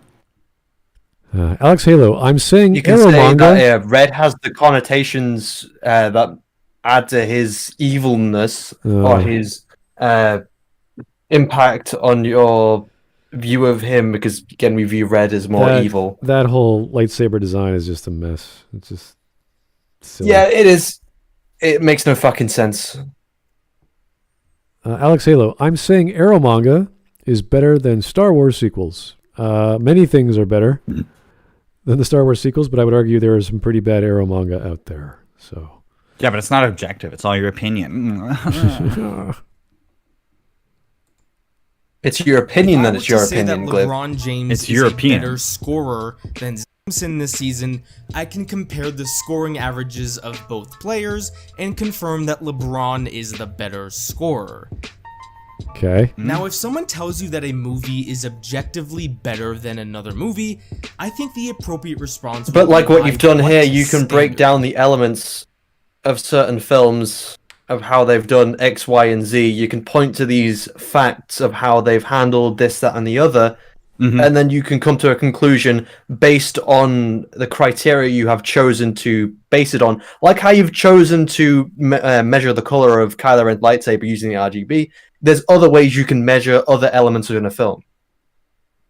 I like to assume everything is perfect, and then you start picking away by listing all the problems. So you say, okay, well, this has 20 problems with the plot, 10 problems with characterization, 5 problems with pacing, dialogue. You just go down the list of things that don't make sense. Because criticism is all about things making sense, finding meaning. And if things don't make sense, that's a problem. So we can use all of these criterias, and we can be as strict as we want, or as loose as we want. But it will all come down to, what do you think about this scene? Well, this scene is fine because of X. Well, I think it's not fine because of Y and Z. It's like, oh, I didn't think about that, but I don't care about that. And that's fine as well. But with people who have the problems, they have to validate those issues and argue why they are problems. And that's based off previous examples of stories that also have those problems and why they don't work. That's all a criteria is of critique, rather. So Shiny may not see all the things I see, but we can agree, once we list them all together, yeah, these are all problems. And we could argue maybe one of them isn't a problem, or it's nitpicky or minor. That's fine. But we can still I don't know. Is it objectively gay if balls don't touch? I don't know. I think that's subjective there, buddy. Social constructs. We can do it. It's just tedious and it takes time. And it's one of those annoying things that these people like to say, well, what's your criteria for space opera? It's like, well, okay, there's melodramatic elements, big galaxy-wide issues, aliens, spaceships, ray guns, there's all kinds. It's like, well, where'd you get that? It's like, I watched a bunch of movies. I read a bunch of books. Well, what if I didn't read your books? Well, we would have different criteria. Well, then it's subjective. It's like, it's based off your experience, sure, but you'll see a pattern where we have all sorts of other patterns in storytelling, and it's not my fault you don't see the same things as I do, and vice versa, but we come to a consensus eventually by listing them. But no one does that, because we don't have to worry about things being bad, because we know they're bad after watching media every day of our lives, reading a book or watching a TV program or watching a movie. It's like, oh, dialogue. Here comes the English. Oh, he's saying words. I know words. That delivery doesn't sound very believable. Oh, the acting isn't very good, etc., etc. We know how these things work. And we can go through... We assume, yeah. We can go through the minutia of what doesn't work if we really need to. And some people are better at picking that up than others because they know acting well, or it's like, oh, this is a B movie. It's like, well, this actor's really good, but he's in a B movie, so everyone else sucks. It's very obvious when that happens. So, yes, this is what we do with standards. It is tedious and it takes time. If people actually are honest and want a standard, we'll be happy to give it to them. It'll just take some time. Message coming in. Like even when Jack Saint was arguing with me, it's like, you literally wanted me to give you a criteria for science fiction? Like, you want me to, like, right now, off the top of my head? It's like, all right, well, I gave a generic one based off writing, but then I had to go into genre. But it was very annoying to have to sit through that for hours and hours. Anyway, I feel like on a certain level, objective is simply an agreed upon subjective state. That's fine. Like, we could objectively weigh something via the unit of a specific redwood chair, but it's nebulous. It is a very nebulous element. That's true. And everyone pulls something different out of that cloud. And we say, is this valid? Is this a valid argument? And we have to understand the point of the characteristic and the effect of whatever it's trying to do with argument. That's it. So you take the objective observation, you say, what is it that's a problem, and why do you think that way? Because people can look at The Last Jedi and say, wow, it really changed the way I think of Star Wars, therefore it's new and better and exciting and fresh. And yeah, you're right, it is all those things, but the writing still sucks. So they take that reaction. I wouldn't call it fresh, but hey. They take that reaction as the most important product, and all those other things as secondary, or if not even tertiary, and they forget about them because they had a new experience. So that is a, if you want to go through life, I've never been to Nepal. Boo, it was new. Nearly lost all my family. Okay, you're still alive. Great experience. Never had that happen before. Not a good way to go through life, guys. Bad experiences are bad because they're painful and they break away from what is considered to be good. And you have to argue why. You don't just say it's bad because it's bad, or it's new, or it's old. Explain why. And the whole thing about emotion is just the tip. It's the beginning of finding meaning. Yes. And this is the main reason why films are subjective. There is no standard or unit that you can compare two films to. Yes, there is. So you can say as a whole, one film is better than another. I'll give you one standard. Making sense. No, see. Continuity. Things not contradicting each other, not having plot holes. No, see, there's films that are X, Y, or Z, you know what I mean? The problem is that we are going off of a logical understanding, right? And if we disagree on that understanding, then we can't go further. That's about it. If you think that there's no standard to measure an effect or to measure a performance, then I don't want to talk to you, because there's nothing to talk about. You're just going to say, well, it worked for me. You're not going to say, well, I think that the way that this person does this human thing, or the way that this person adopts their character by having a slightly different voice and affectation to enhance to the audience and themselves that they are a different character, or the way that they added gestures that match their clothing, or the color that they used to match these two characters to associate in the mind. Like, those things are interesting to me. That's tactics and strategies. If you're not gonna have a standard, if you don't know the playbook, then I have nothing to tell you, because then you're probably not a professional. Professionals have standards, to quote the sniper. I listed 6 basic elements in all writing in the book I published this year, and this is my general recommendation to writing as a whole. It is subjective, but all you have to do is sit down with me and say, "Why do you think this, Smud Boy?" And I'll sit down and say, "Well, do you want a steak to be a chicken?" "Oh, you don't. Okay, you want it to be a steak. So do I." Okay, that's point number 2. The point 1 is, I actually want you to believe it's a steak and it tastes like a steak. Oh, so you still want your steak to be a steak. Yeah, like all these basic ideas. And we put that in a literary context. So it's like, okay, you have to have conflict in your stories, or there's no reason. You have to have clarity. You have to be able to read it. You have to understand the things. There has to be a protagonist and an antagonist. Like, these are basic ideas. And you can break these rules, but you really have to understand the rule in order to break it. You can't just skirt around. "Oh, I'm gonna not have any conflict in my story." It's like, oh, really? So it's a slice of life. Like, is it going to be a personal piece about some person's experience about breaking up, and there's no other characters, and he's just sitting there, and it's like a one-man Greek tragedies? Like, what are you doing? Like, how does that work? It could happen, but those are not what we think of typical experiences in literature. So, yes, the rules are not perfect, but they can be applied to many things. And unless you're one of those really, really esoteric fellows who, I don't know, do modern dance or something. I don't know. I guess there's no plot line to modern dance. I have no idea. Anyway. Other than your own emotional response to the film, which is 100% subjective. No. Emotions are not subjective 100%. Why? How? How do you know they're... First off, how do you know that? I want to know how you know this. He objectively knows it. Yeah, just if I use reason and logic, and I have to, like, the concept of drama is you identify with the character so much you feel for what they're going through, and you have this phenomenon called catharsis, where you experience all these feelings, whether they're negative or whatever, of the media onto your person, and you relieve all these emotions. You cry, you sniffle, you blow your nose, and you stand up sometimes if it's really that good.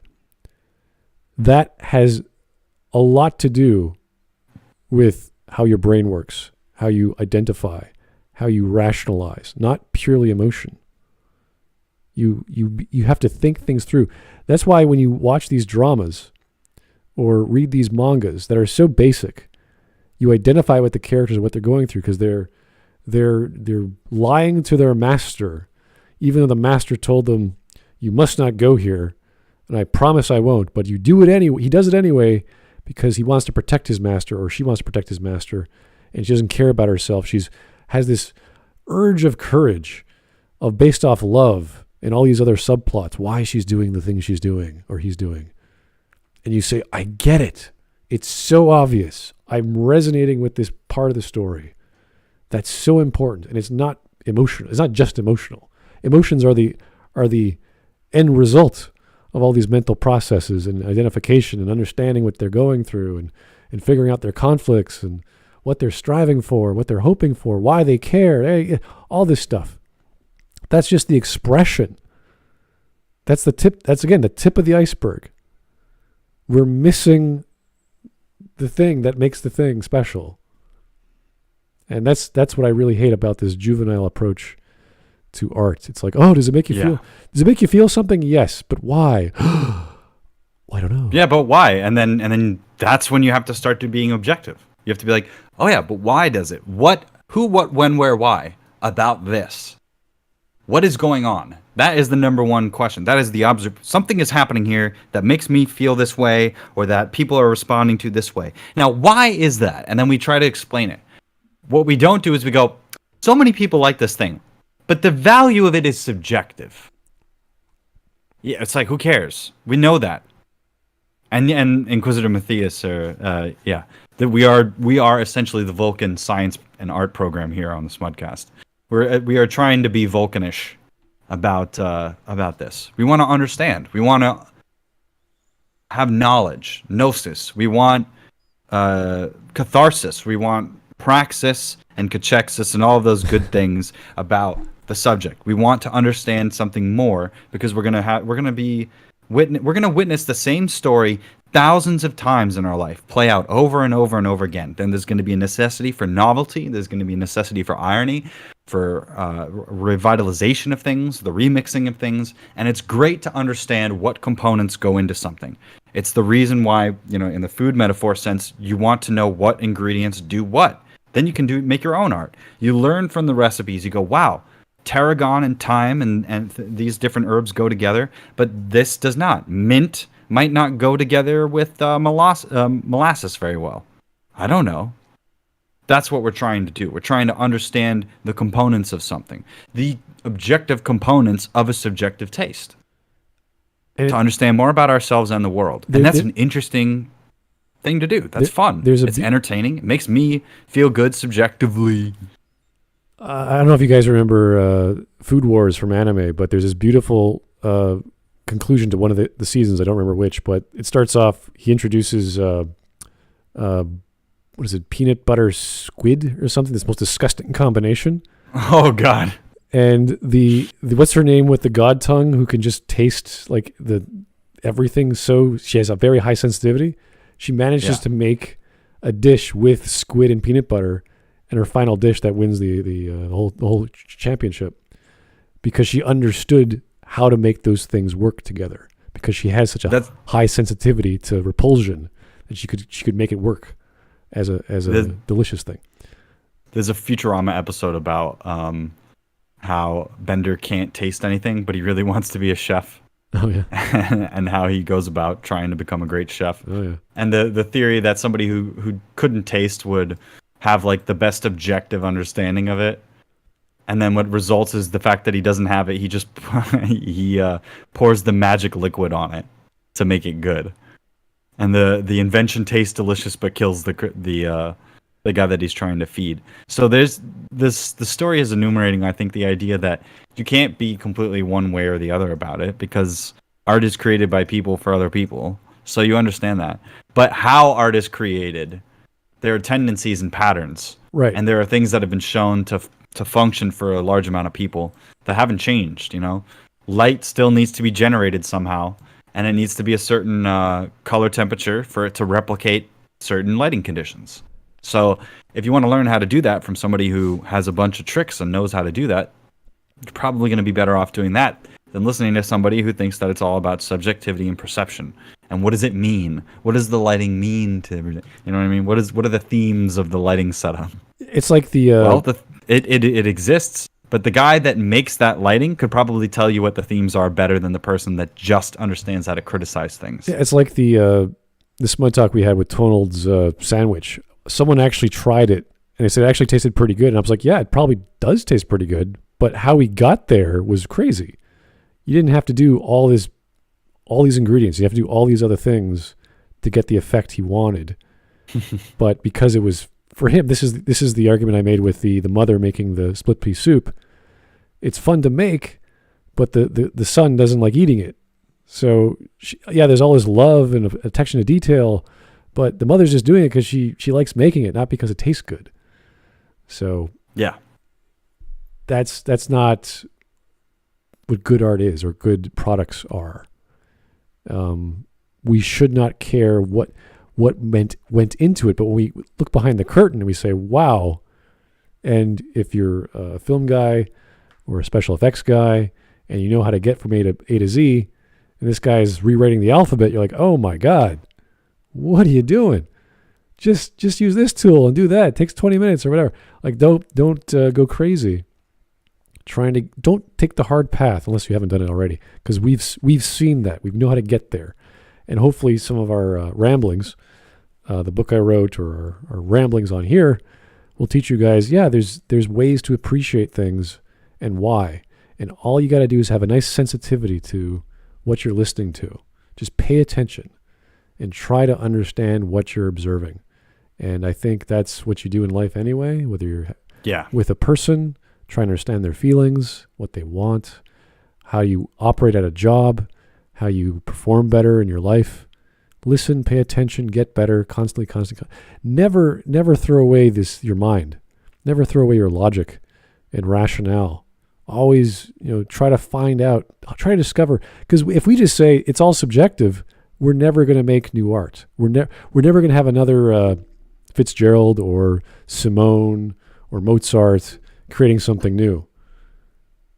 And people think that genius is like random and just comes out of nowhere. It's like, no, it comes out of hard work and knowing the classics. You think that Mozart came out of nowhere? No, it took him 10 years to be good at what he's doing. That's why I was referencing Steven Plinker before, because he actually has a little element about objectivity in his, what was his book called? I'm trying to remember. What was that book? The Blank Slate. There you go. Came out 20 years ago. Steven Plinker, I don't know if he's kind of controversial, but he's a pretty cool guy. I remember him from his Italian sauce analogy, because he did a study on Italian sauces. What were the 3 most important Italian sauces? Because they tried this big survey in America, and they found it was plain sauce, a marinara, a chunky sauce, and a slightly spicy sauce were the 3 main ones. Out of all the other sauces, so he instructed it wasn't Campbell's, it was someone else, to make just those sauces. You'll not waste time producing all this other crap no one wants and turn a profit. So anyway. It's like with the whole standard thing. Somebody goes, you know what? Your standards for stunt work, they're subjective. We don't need to, we don't need to have this car set up for flipping over with, the cage. You don't need a rolling cage for that. Just flip the regular car over. I'm sure it'll be fine. It's like, no, that it won't be fine. When we flip it, we need that roll cage to protect the stunt guy. It's like, oh, what's the subjective argument against that? Oh, you don't have to do that. The value of that, blah, blah. No. This is what we're doing, and this is what you need to have to be safe. The value of the safety is not in question here. What do you do here again? Why are you involved in the conversation about facts and what we're going to do in this film to make this effect happen? Because you don't exist in the world of objective reality. We're trying to create a facsimile of reality here. And we're trying to make it so that everybody can do that to their best ability. And we don't want anybody to get hurt. These are real factors. For all the people that don't know if they exist or not, oh, my perceptions, am I just a brain in a jar? Shoot yourself and see if you are. I don't care. Because this is not the point. You have to agree that you exist to function in the real world. So we're talking about the real world here, and we're talking about art being made in the real world with real people. If you want to ignore the fact that reality may not exist, or if you want to accept the fact that reality may not exist, it has nothing to do with what we're taking for granted here, what we are basing everything on. We're basing on, this is the world, this is reality, this is when we were born, it's this year, even though it's not the year 2020, it's the year 4.6 billion something. And we don't have all the information. So you want to be subjective about the information about our reality, or do you want to try to be objective? Do you want to try? I'm curious what would happen if you tried to have the mentality of a modern artist going into a visual effects field. It's like, hey, look, here's my models, and they look at it and they're like, this is terrible. You use your polygons are very easily visible when that's supposed to be a smooth surface. You haven't had enough details to it. The details that you do have had are huge, which doesn't add any scale to the object. Blah blah blah blah blah blah. And you look at all these criteria, and they say, well, that's just subjective. It's like, no, get the fuck out of my office. We're here to make good visual effects. That's not subjective because there are criteria which we use to make good visual effects. All right, we got because it immerses people into a scene, into a world. When somebody has backed you so far into the logical corner that they are saying you can't even determine if you exist or not, you're basically like, you are backed. You don't know we're not allegory. really in the Matrix. Oh, we're all in the Matrix, and if we are, what difference does it make? The end result of all of those stories and the logical conclusion is you still have to maintain the assumption that you do exist because you still have to eat something, you still have to drink something, you still have to breathe air. Perception and the way that you look at it, that is what informs your reality. You may not exist. But if you labor under the assumption that you don't exist, let me know how far you get in reality. Love to hear it. Now, you may say that if a film has more plot holes, for example, than another film, then it is worse. Yes, I agree. If you have more problems in a film, whether they're plot holes or otherwise, that is a worse film objectively. Or story, or short story, or whatever. It's just, it's like, I have 5 bullet holes, you have 1. Which one is worse? Constitutes as a plot hole isn't entirely based on fact. Really? Okay, what's your definition of a plot hole, sir? I think I'll confuse a lack of an explanation with a plot hole.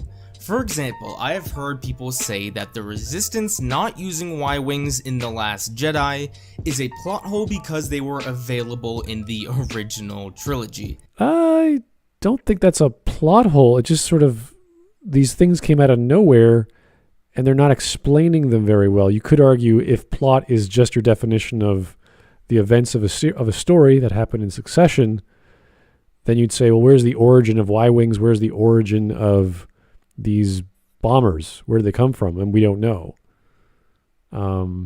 That's not really a plot hole in that regard either. So I don't know where he's getting this definition from. I think he's just throwing that out as just a generic term for bad. And therefore, the bombers are bad because they're not explained. It's like, yeah, you're right, but that's not why you use the term plot hole. You could say it's a plot hole because they're using these weird machines, and they should be using better machines, but we don't know the succession of events which brought these bombers into existence. Now, I honestly think this is the worst example of a plot hole I have heard in a while. Then why are you using it? And why don't you define what a plot hole is before you use it? But the amount of people that have tried to make this argument baffles me.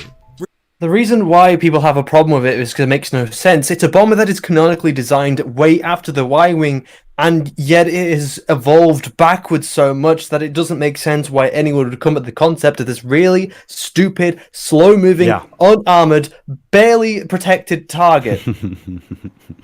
Again, they are 100%. Made of fucking paper. So when a ship which is developed 60 years before the events of this film comes along and does its job better, you're wondering why the hell is anyone using this piece of crap? Mm-hmm. Again, it doesn't make any kind of logical sense, and that's the problem. But it could just be that this is the best thing they had at hand, but we don't know that. And it just, but how? Maybe they, scrounged it up from nothing, and it was some civilian ship, but it looks specially designed. But again, there's no reason. It makes no sense. We're not told anything to make sure it makes any sense. Return of the Jedi takes place 30 years before The Last Jedi, and the Resistance is an entirely different entity than the Rebellion was. Isn't it very possible that the Resistance just didn't have any Y-Wings in their navy? Like, maybe why wouldn't the they? Resistance was so poorly Why can't you make more of anything? Afford Y-Wings. Why do they have X-Wings? Why do they have A-Wings? Why do they have all these other capital ships, but they don't have Y-Wings? Really? But no, it's not the fact that they have Y-Wings. Again, it's the fact that what they have as a replacement has evolved. backwards. I don't even know if that's the argument. And there's no I'm not reasonable even explanation sure. that we could possibly have to explain why it has evolved. So backwards. here's the thing. Let's say that objectivity is impossible. We don't have universal standards and okay, but logic. We're trying to be logical, and we're trying to invalidate something with logic. Basically, what happens is that somebody goes, "Oh, I'm sure there's a reason. It's there's totally the potential for there to be a reason," and they're trying to equate their logic to your level of logic. And I'm like, all right, if you think that, you can think that. It doesn't make any sense to me. And then where else are we supposed to go from there? Like I was saying in the beginning, there are so many dismissive arguments as opposed to affirmative arguments that confirm a viewpoint that you have. Well, let's and I weigh the affirmative ones. Let's go from his argument, which is the Republic is different after 30 years. I was like, you're right, it is. It's bigger. It's galactic now. The Empire has become the Republic. Standardized. It is galactic. It is huge. It is beyond our comprehension of size. Well, no. It's only 5 planets. You forgot this, Mud. It's only 5 planets. Okay, but on a planet, you can get a lot done on a planet, right? You get a lot done on 2 planets. You get a lot done on 3 planets, 4 or 5, right? So we have these 5 planets, let's say, that make ships for whatever purpose. Why would they have X-wings then? Why would they have A-wings then? Did they suddenly lose the plans for Y-wings? And that's fine if they do, but you have to actually show that in the film. Saying, oh, all the Y-wings are destroyed, or we lost them. It's like, okay, that's step 1. Good, you're getting there. Step 2, where the hell do these bombers come into play? How do they come into play? What are they, etc.? So you need those elements. You need those. You need to have a 10-second scene where someone says something about bombers somewhere. This is all we got left. Right. Yada yada. Oh, okay, fine. Yeah. Great. Agreed. Done. That would solve most of the problems there. Cool man 229. The bombers are evolving, but backwards. Message coming in. Unfortunately. Yeah. R.A. Can we address uncompetitive's arguments in the chat here because these need debunking? No, we're not. You guys are free to say whatever you like, so long as you're not breaking. I'm trying to, but unfortunately, YouTube only gives me a 200 character limit because he's trying to talk about polygons. That's fine. I don't mind anyone in the chat. So it doesn't. Who cares? Look.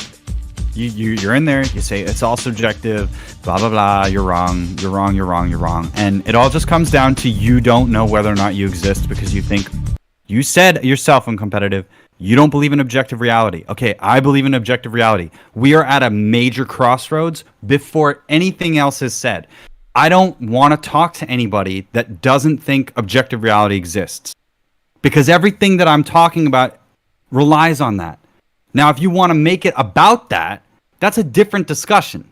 But I'm not interested in talking about that. I'm interested in talking about what is, not what may potentially be or not be based on my perception of reality. It might be the year 3048, and I'm just having a hallucination, and this is all just Assassin's Creed, and I'm going to wake up, and I'm going to have to go and kill the Templars because it's this is just a memory from my genetics. That could be the case. There's no evidence for that. There's tons of evidence for reality existing. That's the problem. Here's a donation from Tyler Preston. Thank you, sir. Don't ask questions, just consume products and then get excited to next product. Also, happy Turkey Day. Well, that's happy Thanksgiving objectively. That is always a good day. Not everyone does the turkey well, but if you have a good turkey, it is a happy Turkey Day. It's only subjectively Thanksgiving, guys. Yeah, exactly. You have to be American for it to be Thanksgiving. It's only Thanksgiving because someone came along and said it is Thanksgiving. Yep. How do you like thinking like that? Do you like looking at everything in your life and going, oh my God, it's all just social constructs. It's all just invented by people like, yeah, I know. I knew that when I was 3. I'm assuming the reality. But then the counter argument would just be that we have assigned this one day, and you can objectively say this one day has been assigned this title. It's like you're using language wrong. Like, I know, but it's Thanksgiving because people said it's Thanksgiving, and I'm agreeing that it's Thanksgiving. Whatever that is, intersubjective, that's what we're doing. And I'm having a great one so far. We're going to have turkey. I got rolls coming up. Great. This is the standard reaction to anyone on Twitter. Well, that's just a social construct. Like, I'll constantly say that's just a social construct because there's nothing else to be said after that. It's your perspective that this surface ain't round enough, that you haven't used enough polygons. So we're not going to... It's subjective. So we're not That's gonna, why I had to come up with anti-aliasing. We're not going to have arguments with chat. Chat, if you want to talk to us, go to Discord. We're always happy to talk to you. I'm very happy to talk to everyone. It's not subjective that you haven't got VSync on it. Your screen is currently tearing apart. It's subjective that matters, Shiny. I always turn it off, Shiny. Well, reality doesn't tear itself apart, so it kind of takes you out the game a little bit if all of a sudden your world is now tearing itself in two. See, I agree with you. But there may be someone out there that goes, no, I like that. It's cool. I like it. So it's good. And you're like, but your opinion's shit. Fuck you. And then you just move on. They had to use the bombers in The Last Jedi that are ill-equipped for combat. Fun fact, No, they're not. They're actually really well equipped. They have 6 gun ports. They have massive armor. They have massive shields. They're somewhat slow. And for some reason, in the movie... I don't think they have any shields, actually. They do. And then their armor is pretty weak from what we've seen, because the TIE fighter just flies into it, and 3 of them just explode from that one TIE fighter. They have hyperdrives. They have all this amazing equipment, and Rian Johnson's like, nope, that's not what happens. And you're like, what? Why? It's basically a moving fortress with guns at every angle, and I never see it shoot down one TIE fighter. Another problem with the design is that it's dropping bombs down, which only makes sense if you have gravity. Without gravity, it makes much more sense to fire your bombs forward, especially since, according to the design, canonically, and how the ship was designed behind the scenes, they were on rails which propel them downwards. Oh, God. So if you're already making rails which propel them downwards, why wouldn't you just propel them forwards? Oh God, let's not get into the science. Because at that point, you're already propelling them. And why would you need to be exactly over an object to drop the bomb when you can just I now have a bomb gun. I can fire them at the enemy. Why don't they just make a fucking space slingshot? The lore I'll make a missile. Book, I can't remember which book it was, but it was so dumb. I was like, this is retarded. No one would ever write this bullshit if they were like had any understanding of like grade school science. Like this would not happen. And they just made shit up. And they're propelled by magnetic fields. Like, oh my God, you're just stop it. So the people behind the lore or the science or whatever of those technical manuals or whatever they were explained were embarrassing, because you usually have tertiary books or resources to fill in the blanks, to cover up plot holes, to explain how tech does its job, and this made it worse. So... And uncompetitive is bringing up the argument that the Star Fortress carries more bombs. Stop paying attention to him. Why doesn't anybody talk about the B-Wing? If they blow up before they hit the target, then you've kind of got a problem that it's a very poor mode of delivering your payload. Look, if it's all before it delivers. Glib just cleverer ways for the rebels to do something than the actual rebels. Why do I then want to root for them? Can you hear me now? Yes. Yeah, you can hear you now. But you were cutting out before, so we only heard half of what you were saying. Okay, so I can come up with better ideas than the supposed resistance in this story. And I can come up with better story ideas in my own head off the top of my head than the writing in The Last Jedi. I'm not stimulated by the movie. I'm not interested in supporting the characters. I'm completely out of the movie, so it fails for me. Now, if somebody else wants to say, oh, it's subjective. Yeah, it's subjective. And here are the reasons why I think that the logic supports my claim. If you don't agree, then you don't agree. That's it. It's that simple. This is the actual canonical reason, but since it's not explained in the movie, some people say this is a plot hole. This is just not what a plot hole is. Because you can't have... I don't remember the exact argument he's coming up here, or the thing. But the thing is, even if something is explained outside of your film, you can't just rely on other material to fix your problems after the fact. So your film has to make sense first, and then the external material is supposed to enrich your experience of it. Well, say, oh, that TIE fighter pilot in the background, he's this character, and he has this whole intricate story, and then when he dies, I know that these reasons behind it, it enriches my enjoyment.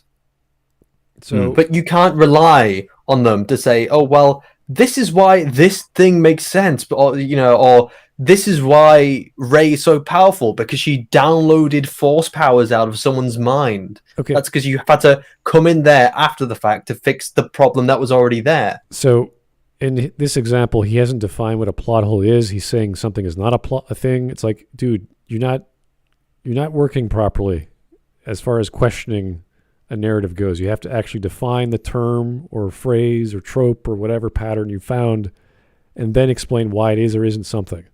So we can just throw this entire sentence out the door because it doesn't make any sense.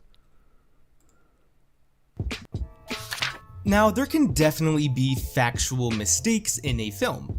For example, during the fight between Anakin and Obi-Wan in Star Wars Episode 3 Revenge of the Sith, if you were to pause it right here, you can see Obi-Wan holding his own lightsaber. But if you pause it again in the next shot, you can see that Obi-Wan is holding Anakin's lightsaber. Yeah, that's a mistake. This is that's a mistake. Now, does this constitute as an actual flaw? Well, sure. I mean, I guess so, but considering I've probably Why watched not? this movie north of 30 times since it came out in May 2005, and not once have I ever noticed this until it was pointed out to me on TikTok, then this is probably the smallest possible flaw imaginable. But That's why it's in the movie. It's a flaw that was oversight, that they didn't find enough value in replacing it. They said, oh, that's good enough. Nobody's going to notice. Still a flaw, though. It's a small flaw, but it's still a flaw. But even the scale of how much of a flaw this is completely subjective. No, it's not subjective. It's a small flaw. We all agree it's a small flaw. There's no ifs, ands, or buts. How much It's not impact completely does this have? subjective.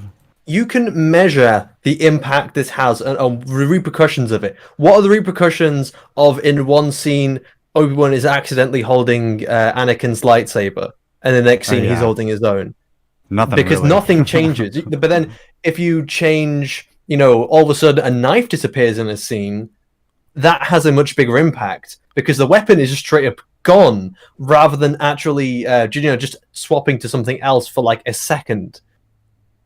You would have to look at the mechanics of that hold and grip and what they're fighting against and who has the leverage and et cetera, et cetera. But it happens so fast, I don't even know if that's relevant. Whereas the disappearance of a lightsaber would be like, okay, where did that go? And if it's gone, where did he get it back? Like that's what has to happen for conservation of mass. It just doesn't disappear and then magically reappear. So basic nature. I mean, you can't just argue against that. So that's why we talked about the guns that completely eliminate an actor from the ground because they can't remember where they placed everything to reshoot scenes. That's an error. There's an error in the Matrix when they blow up the elevator and there are no bodies in the CGI explosion or the model explosion when the actual elevator blows up. They should be there. Neo just killed them all. Now, it doesn't mess with the logic of the movie, but you noticed it, or your brain noticed it, and maybe it took you out a little bit. That's subjective though. Yeah, but it's still there. It happened. You know what I mean? So there's another flaw in the Matrix, and another thing which you couldn't call a very small flaw. When the 360-degree view thing, where it's like a big spinny shot in slow motion. They did that with lots of cameras placed around in a 360 degrees on a green screen. And then what they did is it took a picture and one after the other, and it created this big 360-degree slow-mo shot. But then what you can see is that the black camera is very difficult to make to distinct from the black coat he's wearing, the dark clothes. So when they actually came to removing it, at certain points you can see the little cameras because they haven't been put out properly against the coat, so it looks little bumpy parts come out. Yeah, that is another example of a small flaw. But the fact that his coat has a little bumpy bit on the fact in some of these shots, what impact does that have? It's not a continuity error as much as it is a technical error. And there's a bunch of those. There's episodes of Star Trek where people are wearing the wrong rank pips.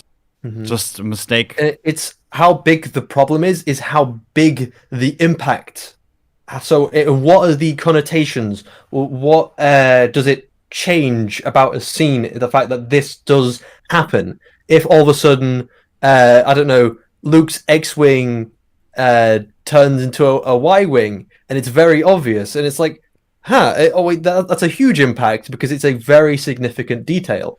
It's kind of strange that we talk about the disappearing dagger. That whole fight with that particular character. I know that there are bigger fish to fry in that fight scene other than the missing dagger. Yeah, so it's not just that. It's like his entire fight stance, how he was struggling. Where's the tension?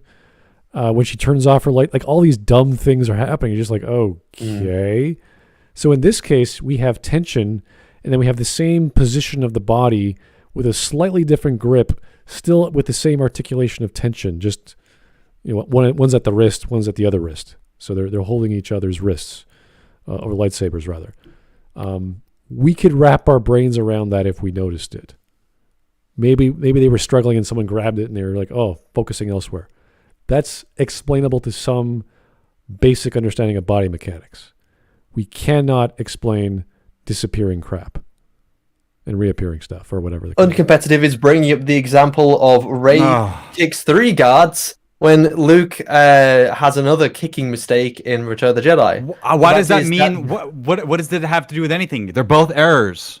But the thing is, you can just jump at the logic gap, and because you realize it is a mistake, because Luke is supposed to be kicking a guy. You kick one guy, it makes sense. He falls over. But Rey kicking one person and 3 guys getting kicked has no sense whatsoever. You're all. I'm a solipsist, so everything that's happening is just in my mind, and none of you actually exist. So it doesn't matter if you guys are logical or if you try to do anything, because you're all just figments of my imagination, and therefore everything that I say is right about the universe because I'm the one that creates it. With that stunt mistake, it still makes sense. Okay, he's trying to, he's kicking one person. You get what it's trying to tell you. But what is Rey kicking 3 people? I know it's a fuck up, but what is Rey kicking 3 people? What's the sense there? Even if it isn't a mistake, how does that make any kind of sense? Well, okay, that she's kicking 3 people. The strange thing about that whole choreography is there's so many problems with it, and it's almost shot for shot, really. That we look at this stance and this effect, and you could say maybe Rey has this ability to kick someone, and that has this repercussion that echoes like a force push or something. It's like, okay, but if that's the case, why doesn't she use force powers at all? Throughout the entire fight scene, there's no force powers. So why that one scene? We could argue that Luke kicking was a force kick or whatever, even though we know it wasn't. But we could say, okay, maybe he did use a little bit of force. The same with Rey. But how does Rey multiply that in multiple directions across 3 people? So there's so many things wrong with that fight scene. And to compare the two is almost disingenuous because you know what's going on once you pay attention. And anyone can do that with critical analysis. So it's not hard to do. So you put uncompetitive in timeout. Because it's distracting. Because you guys keep responding to him in chat. I'm trying to stay on topic with the video so we can get through it.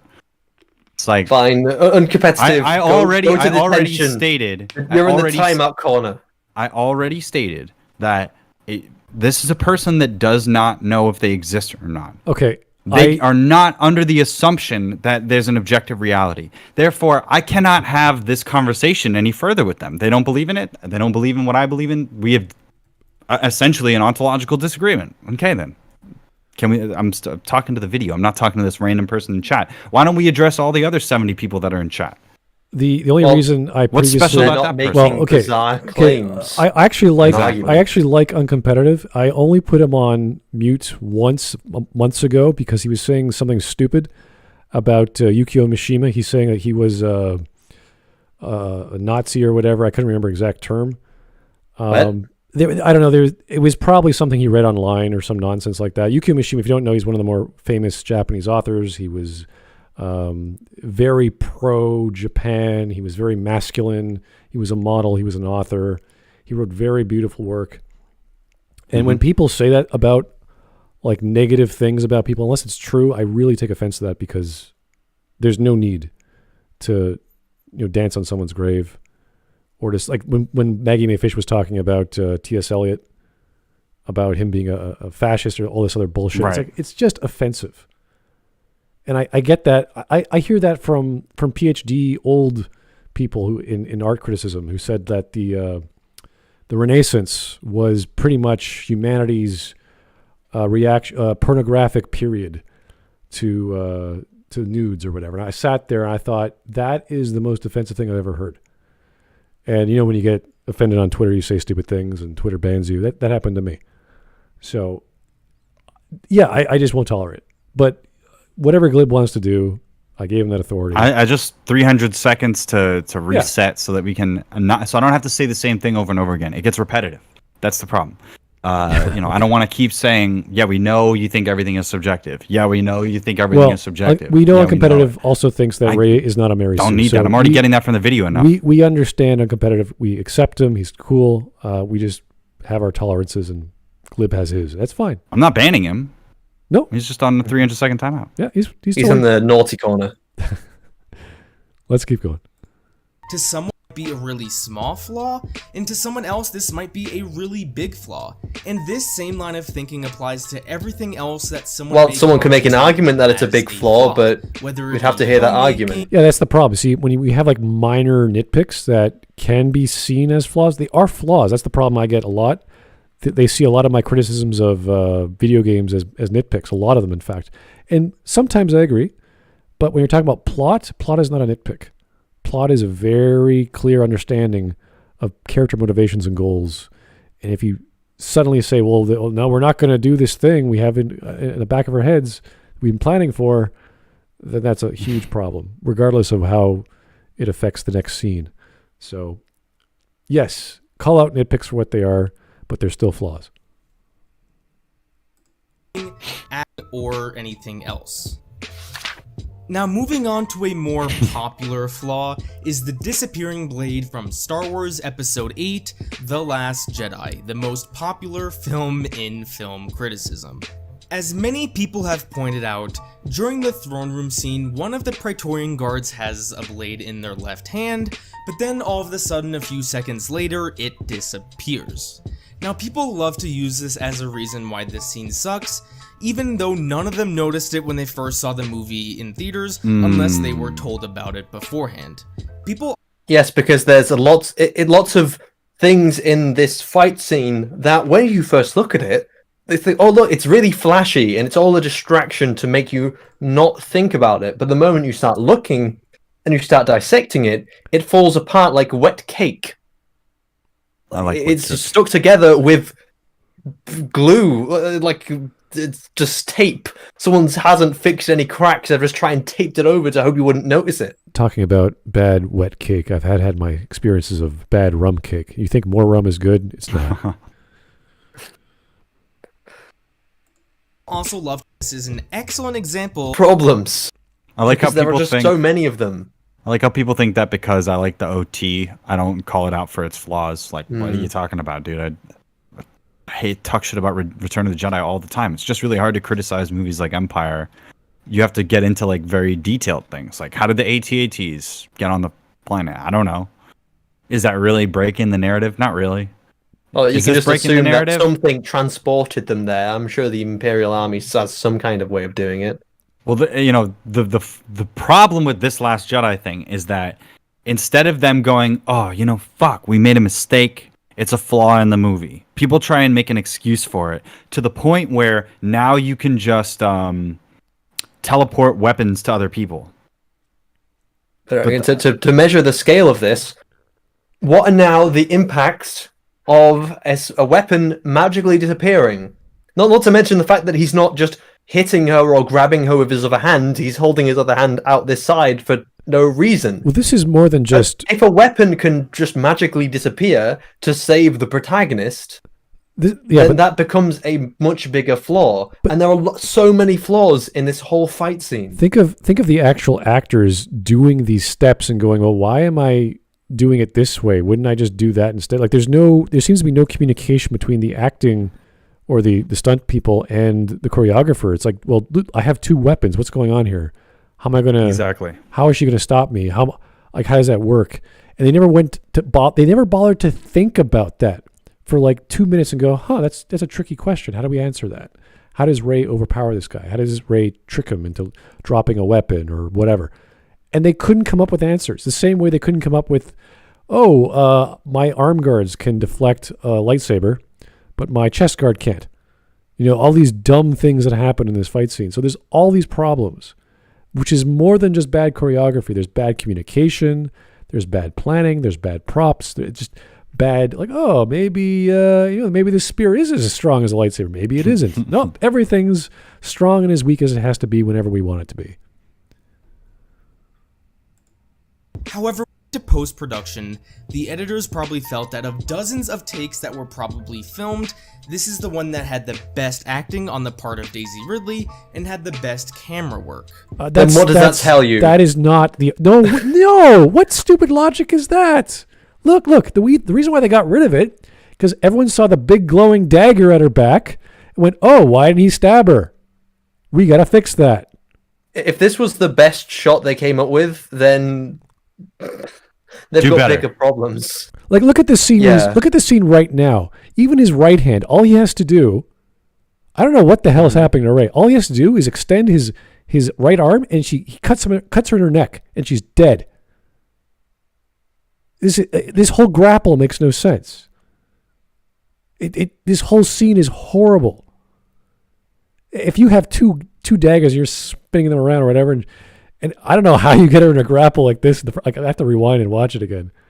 It's like, you lose. We should not film it that way. Let's try again. Let's try another combination of moves here. I agree with Tyler Preston. Stop excusing bad directing, but I wouldn't even just say that. Stop making excuses for films when you're not really holding a consistent standard. And when you try to come at me and make a comparison to something that I like that has a flaw, I'm actually grateful for that because I like to just know that.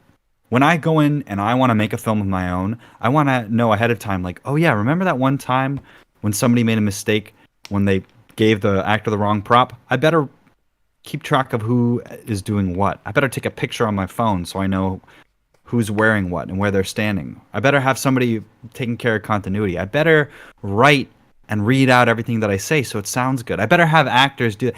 It's all preparation because as Orson Welles said, a director is a man who presides over mistakes. He's a man or a woman, that is supposed to do his or her duty by taking a mistake, taking a flaw, taking something that they don't want, and going, how can I turn that into something I'm satisfied?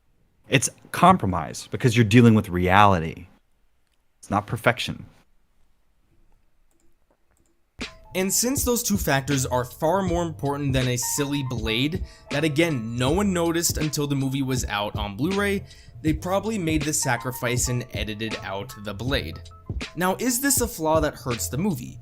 Again, yes. What constitutes as a flaw is 100% subjective. No. Holy crap. If I shoot Glib in the foot and he goes, I didn't need that foot. Thank you, Smud Boy. That was great. I think I'd be in another material plane of existence. Like, that's not humanity. That's not how guns work. Smud, the thing is that the definition of flaw, and this is something that Vin pointed out, implies that there's an intention. And the argument is that anything that has a flaw or an error is subjective because the intent behind it defines if it's flawed or not, which makes it subjective. Because your intention is to reach a goal, you can't say that that's objectively good or bad, or that is value. That is you retarded. Understand that? It's very frustrating. I could sit in the kitchen, just randomly mix ingredients together, and come up with an amazing dish, and I have no idea what I'm doing. That could happen. It's very rare, but it can happen. I've seen people make soups that way. I've seen people make sandwiches that way. They don't know what they're doing. We got some of this, got some of that. We just happen to have enough of that. Just boom, boom, boom. It's like, holy crap, this is really good. It's like, I've never done that before in my life. Like, what? Okay. So, intention, we know Rian Johnson had intentions for what he wanted. And his intentions were poorly sought out. He didn't have enough criticism. He didn't have enough editors. He didn't have enough people to say, whoa, whoa, whoa, whoa. What are you doing there, buddy? That might not work out for 20 reasons I'm about to list here. There was no quality control. There was no QA team going, hey, you can't do that with the Force. Hey, you can't do that with Lightspeed. That's not how Master Yoda works. You know? Just making the statement, our fans are going to notice that you've changed the canonicity of this and the continuity, and I think that they're going to be upset about that. There's nobody there that's sticking to their guns and saying, hey, I don't think that's a good idea, because the people that are involved now, they're just changing whatever the canon is to suit whatever they want, which is the opposite of what is orthodox. The orthodoxy is the writer comes into a new project, respecting what's come before and the continuity, and then telling us the continuation of that story in the same sensibility of that. You don't just go, all right, now we're in charge. Now we're going to make it about this. Now the Force, now it's Jedi that can shoot lightning out of their hands. Why not? We can just change the canon. Here's a wonderfully ironic super chat from Mark. Thank you, Mark. Frying medium burgers is subjective. Just boil them. Well, if you boil them in tomato sauce, which I've seen people do, they actually Message coming in. cook their meatballs, which is essentially the same components of burgers. In the sauce, I've seen that done. Not a good way of making meatballs, but it does work out. So frying is a little different, though. You're using the fat from the oils of the meats or butter or whatever you've got. So I've seen them both ways, and they both can work, but one is a lot more messy and probably a waste of sauce. Say for a fact that this was an error in filmmaking, sure, but say that this is an error that hurts the movie is not a fact. Yes, it is. Yes, it is a fact. Let's say it's not a fact, right? It's subjective that it hurts your feelings, but it is not what they intended. I don't care. My argument is that if they intended it to be like that, they wouldn't have erased it. And if they were intending it to be like that, and they erased it for a reason because it's something that Rey can do, it's spontaneous, like a Chekhov's gun that goes off without you knowing that it can go off. That's one of the big problems. So let's say that it's not a fact, or let's say that it is a fact. It doesn't really matter. But what we do know is that how people traditionally view film, they ignored the rules. And I judge these films based on the same standard and metric that I judge the original trilogy and the prequel trilogy, and that's why I consider it to be the worst. I don't know what you want to argue against the disappearing sword being good because bad because it didn't bother you because people didn't notice. Yeah, still a flaw. It's still there. We could say the same thing about homicide. No one intended to kill everyone, but hey, you just started blasting and 20 people died. It's like, well, I didn't intend to do that. It's a homicide. It's like, it's still a crime. And it's a fact. Just because you don't notice something doesn't mean it's not there. They tried to fix a problem with the choreography in post, and it's now obvious the second time watching. That's a problem. That is a fact of the film. It's like seeing, what was that, Lawrence of Arabia? You see the red Ferrari in the background, or whatever that film was. I can't remember that famous Colosseum scene. Well, I'd argue the whole point of J.J. Abrams' style in particular, and a little bit of Rian Johnson, at least when he's continuing into TLJ, is that J.J. is very much a fan of trying to distract the audience. He puts jingly keys in front of you, whether it be flashy visuals or fast-paced plot, that it tries to make you not think about it. But just because you don't think about it originally doesn't... It's like holding up an illusion. So that when you first watched it, the illusion's there, and you don't notice it. But then the next time you watch it, the illusion is taken away, because you can see through it and realize that, Star Trek 2009 is a pile of crap. That's a pile of crap? It's still the reality of it. It's still there. Just because you didn't notice it, just because the illusion tricks you, doesn't mean that's the reality. It's a strange thing to say that mistakes aren't facts. I just don't. I don't get it. I mean, if you're gauging an essay or a question or an exam you assume, oh, my students are going to be brilliant. And then you go, oh, nope, that's a mistake. It's a fact. Doesn't matter what the mistake is, the nature of the mistake, how it was made. It's still a flaw. Those are problems. It's a mistake according to what the audience is used to and expecting, and it's a mistake based on what everybody collectively understands about the media and the medium that is being used. I don't think you have to be well-versed in post-production to know that CGI can be used for good or ill. So, yeah, I mean,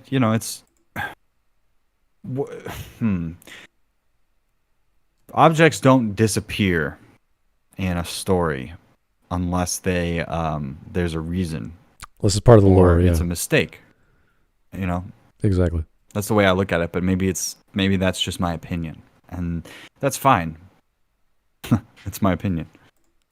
So the point to make here is that flaws are subjective. No.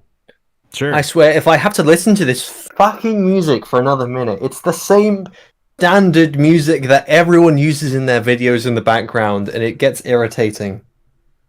Oh, piano hip hop. I don't know. It's because it was free. Flaws are not subjective. It's the copyright-free audio library. That's what people use all the fucking time. I've tried to be. I don't know. The music. Am I the only one that notices it? Like every single video uses the same track. Is it just me?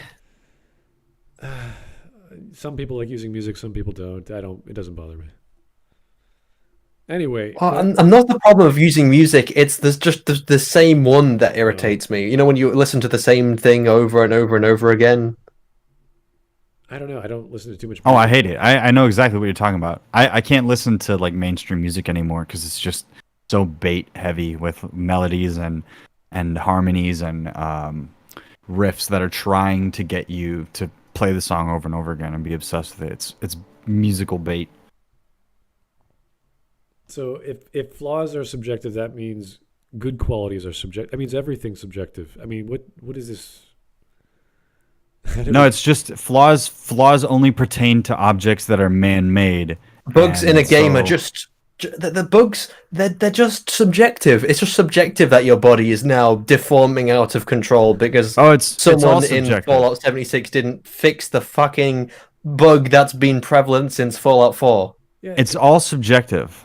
If you believe that the universe is subjective and that our perceptions of it are all such. That's like now, I'm not really on board that. I'm much more into the idea that reality is objective and that we have a very limited amount of free will. A lot of stuff feels on the rails to me. I don't know what to tell people. I don't really feel like the narrow band of human expression is exempt from the objectivity of the universe, and that's my opinion.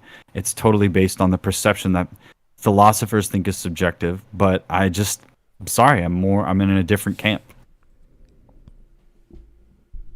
I'm quite sure if we kill people, that's objectively a bad thing. So I don't know.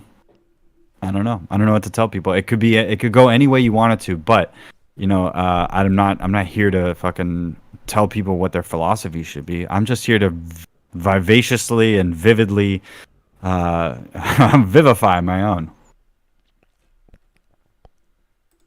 Both in terms of whether or not it is a flaw at all, and the scale of that flaw and how much it may hurt the movie. So if flaws are okay, if you throw out all good sense and reason, you're right. There is no understanding. You have no capacity to perceive ideas and evaluate them. That's true. Yeah, if you have the brain of a 2-year-old, that's true. I totally agree. Objective. Could films be objective? Right now, you could comment on any flaw. It is an any objective movie, thing, and I can promise you that it is still subjective. There are elements in both. It's not one or the other. Why would you even think that? Like, this is just a silly thing to say. I know. Or not, I agree with it. Also, just because there is a common consensus on a certain flaw, that doesn't mean it is factually a flaw. Okay, so argument from argument from ad populum, that's fine, I agree. But again, what is the flaw you're talking about? For example... That's more like the, just because it's commonly known, it's true argument, appeal to popularity. But that's not what we're making. That's the fallacy is when you say it's true because I don't know. This is true because I'm the authority, right. or this is true because it's the same as everyone else's belief. Dismissing someone based on that fallacy. Right. This is the argument. We're not dismissing someone based on that fallacy. We're looking at the evidence.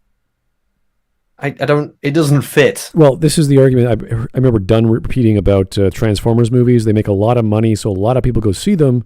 Therefore, they're good movies. It's like, no, a lot of people go see them because they're fun and silly and easy to watch, and you can bring your kids. It's all explosions, and it's a summertime release. It's all great, fun, cool explosion stuff. That's all it is. And then you never watch it ever again. You never think about it. It's popcorn, summer blockbuster crap. That's all it is. There's no standard saying, oh, well, amazing film series. Like, no one says this. Pretty sure most people would agree that Hayden Christensen's acting is not that good. However, there is a minority of people. If you're saying his acting specifically in Attack of the Clones and Episode 3, yes. If you're talking about his acting in general, I would disagree because there's a lot of other shows and other films where he has had good acting. He has the ability. It's just he didn't have a good enough director to bring that ability to the forefront and for him to understand what the hell he's supposed to be doing in a scene. It's not the fault so much of the actor. It is a fault of the writing and the director to bring out whatever the actor needs to do in the scene.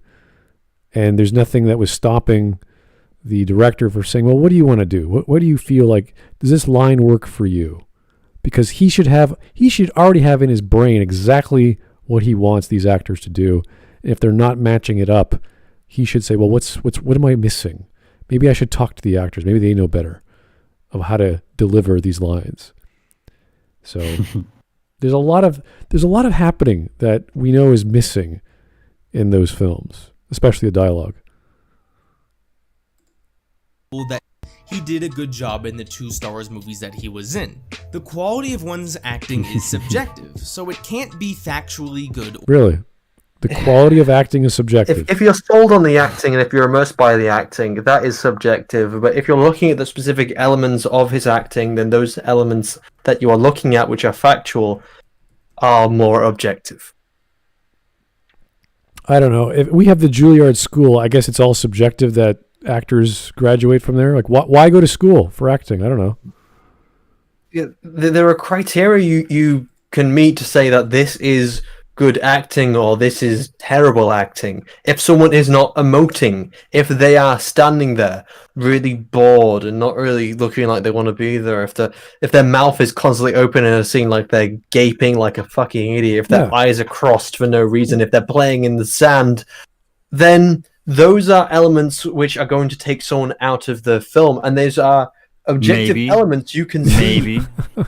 Let's just throw away the entire academic practice, all schools, all exams, all training, all experiences with teachers or more experienced fellows. Let's just throw it out the door.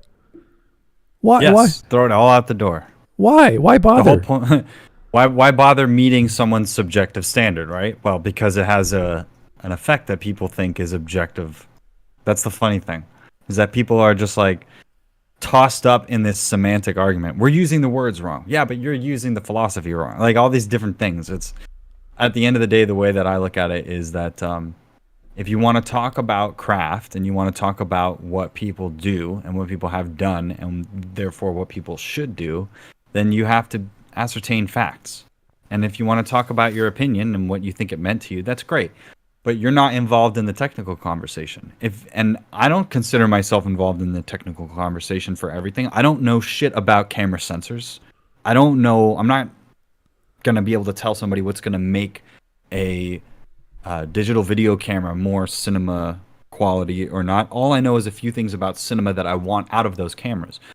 Now, the problem that I think a lot of people are having is that they're not realizing that subtle artistic, stylistic elements can have real-world effects on the audience and can have an effect on how people are going to regard the content. And sometimes the people are wrong about it. What's interesting is talking about the facts of the matter and trying to understand if there is any kind of pattern that we can see that we can then replicate and use or modify. And what happens to everybody is once they actually get exposed to the state of the art of something, once they're educated on a subject, then they can see the same patterns over and over again. It's like that enlightenment moment. It's like that, another Matrix metaphor when Neo can see the code. He's like, whoa, I get it now. It's like code and stuff. Right? This whole subjective thing. What you can see is, like when you study music, just to finish off what I'm saying, is that you go, oh yeah, okay, drums, they're usually this frequency range. And it doesn't really change. There's a limit, there's an extent, there's a band. Just like how the color, it's only a narrow band of waves that we can physically see. We don't see X-rays, we don't see an infrared, but those things exist. It's like, so we're not designing art and content for people to see in infrared. Somebody could possibly do that, but then you'd have to adapt to even see it. So there is a range, there are patterns, and when you know them, then you can start to use them to make really interesting art or to be the next generation of art. That was the point that Picasso was saying. Learn the rules so that you can break them. If you just want to break the rules and criticize them, but you don't know the rules and how to generate them, you're kind of destructive to the art form rather than creating new information or helping the art form along. I would argue just because so many people reacted the same way, saying his acting was bad or these scenes with him were bad, you don't have to know the technical details of good acting or even experience very many movies to say, this delivery is, whatever he's saying doesn't sound good. There's something off. And that's all you need to know about a performance, whether you're talking about music you've never heard before, like a Mozart piece. Oh, it should sound this way. It's like, no, I have no idea. It just didn't sound good. Same with photography. There's all these wonderful photography forums where people say, what do you think of my photo? It's like, well, all the technical guys go like, well, it doesn't have the right element of balance. There's too much lighting on this side. There's contrast. And there's other guys, well, does it actually look good? Like, does it actually do anything for you? Because visuals are supposed to be instant. You're supposed to feel something. You're supposed to look at it and go, oh yeah, it's great. Now, some pictures can be more complicated. You can appreciate them more, like the Mona Lisa or this or that. But when it comes down to it, does it look attractive? Does it sound good? Does it mean something? And if it's not instant, there's some problem. So you have to have these layers of sensitivity to your stimulus. So it's like, okay, I see something. Oh, there's a beautiful scene. But if I slow it down, if I watch the second time, there's more to it. That's why if we watch a 70s Hong Kong kung fu film, we see the full stance of whatever practice of kung fu they were using. It's like, oh, this is the crane stance, and he's doing it the proper way. No one fights like that, but that was the appropriate way that the Chinese were doing it, and that's why there's a great reverence for them, especially with Jackie Chan. We talked about how he changed his fighting. He didn't know too much martial arts. He knew a little bit of Hapkido and a few others, but he didn't know kung fu. He didn't know anything else.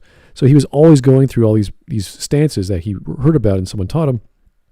But as he was growing throughout his career, that was no longer the thing. He was doing more action films in North America, and he was just, action-oriented stances. So you don't need to know too much about the format. And this is what I go back to with the Steven Plinker book, The Blank Slate. There's something innate within humanity when it comes to sounds and appearances and effects, because something doesn't feel right. And it takes the critic or the experienced artist to say why and how. And I'm not the greatest critic there is, but I can tell you why stories don't work on a fundamental level, regardless of the genre. Or bad. Now, the last thing I want to cover is the reason why I feel the thought of objectivity in films is something that is dangerous. Okay, I mean, this is, again, the second time he said this, so I don't know why. That's like saying why the feminist perspective is dangerous, or why it's like, it's not dangerous, it's just someone's opinion. And we could laugh at how ridiculous it is, if it is in fact ridiculous, but to dismiss an entire realm of thought is just ridiculous. That I find ridiculous. For one, people on the internet who preach that a film is objectively bad usually provide the most annoying nitpicks as reasons why. These people are brainwashing tens of thousands of people. Wow. Nice. No. Brainwashing. Great. Washing brains. Did my work I do sometimes that? like to eat brains and puppies. I'm sure I'm trying to think we all here. like to do this. We're all just horrible, evil people. Yeah. We're trying to manipulate and brainwash our audience. When I get Yes. 20,000 views We're all on trying my, to, this is all a conspiracy to try and make you think that TLJ is bad. TLJ was always good. I We will just say- hated it I will because say- we hate women. that many of us have nitpicks, but many of us don't have nitpicks. They're just generic criticisms of a scene or a film or a plot. And if we get 20,000 views or plus on our videos saying, okay, well, this is good or bad, maybe there's something to it. And all you have to do is read the comments from people like myself, Message coming in. people like Patrick, Patching it through. people like the Goldman, and understand the intelligence of the person criticizing them. The past 2 weeks actually, after we were finished our The Last of Us 2 video, I've been getting nothing but every day some defender of Donkey or The Last of Us 2. Every day. And I've responded to every single one. Every single one of their responses was, you don't know what you're talking about. You guys are dumb. You don't know, Junkie's smarter than you, yada, yada. Not providing any examples of why we are, or don't know what we're talking about. It's like, did you pay attention? I'm not saying criticism is easy. That's and not it's, even paying attention to anyone's argument. It's just trying to dismiss someone. right. Yeah, I You understand shouldn't that. just dismiss someone by saying you're dumb. You need to actually talk about what the Right. fuck that. Right, so some arguing. people might provide Yeah. a numerical minute code. So it's like, all right, great. Two of the examples were from Southpaw, and all he did was list problems.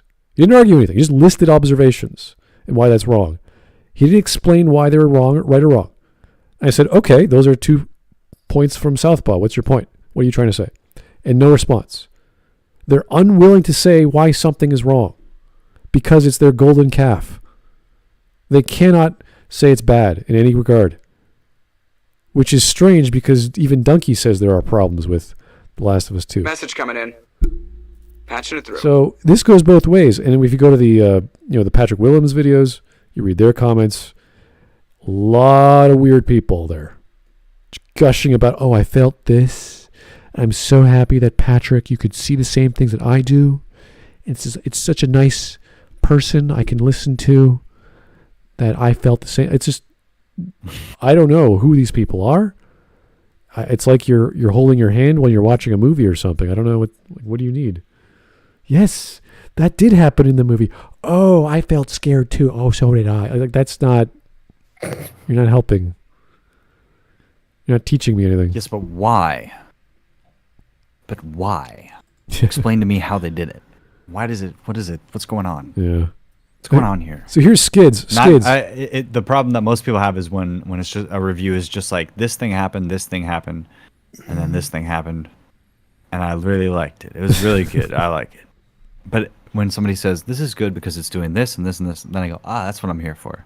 Because media is so bad now that I'm watching other people who have similar sensibilities about criticism and standards of quality discussing the media. It's better for them. It's better for me to hear these people discussing media than to actually watch the media. I'd rather watch everybody in my sub box, from Nerderotic to Heels versus Babyface and everybody in between, talk about Star Trek Discard or Discovery or whatever. STD. Yeah, I'd rather have them discuss that than actually watch it, because it gives me more entertainment value and more. Glib would like to educational hear people talk about STDs more than he would like to experience them. So. That's very true. Absolutely. So here's Skids. Thank you, Skids. Please read my comment and Goldman's response to it. Is this on the same video, I assume? Okay. I'll be happy to check it out. A lot of those people on his video are just like, yeah, I agree with you. Yep, this is good. On this video? On his channel in general. Well, you'd have to find it. Could you tell us the video? What was the name of the person? Oh, yes, for Skids, yes, it's this video. Message coming in. Jake the Surgeon, Okay, let's see. Patching it through.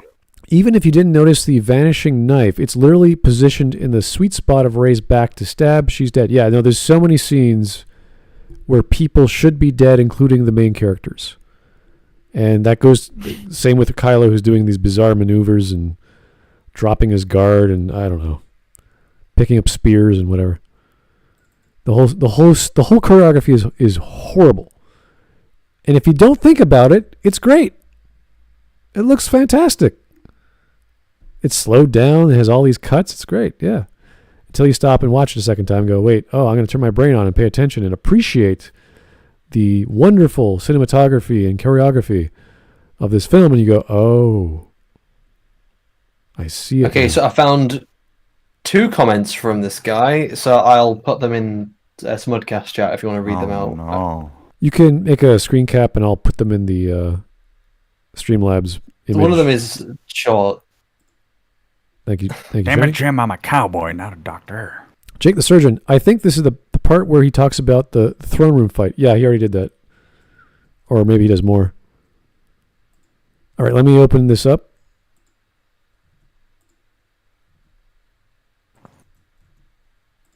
One moment. Just going to load it up. That's a big comment. Holy Gotta crap. finish this video. I know.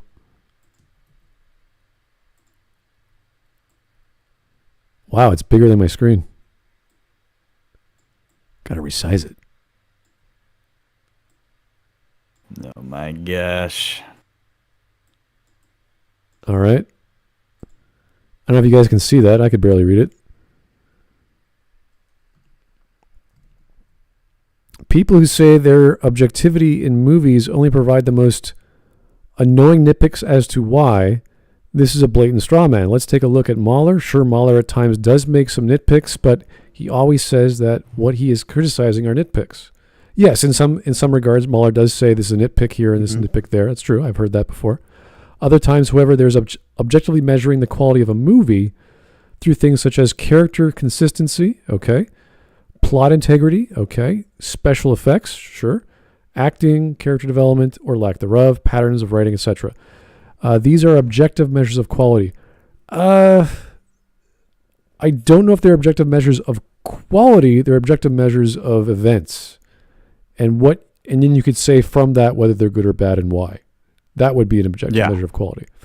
I think when you say something is good, it's a value statement usually. Yes, but yes. the thing is that if you set up your standard and you go, this meets my standard, then that's a bunch of fact-based statements that are a set of facts. The thing is that the judgment is subjective. However, the problem with people saying it's subjective is I go, yeah, but I think I value Mahler's opinion more than almost anybody else on YouTube when it comes to films. So you're contesting my regard now instead of the facts.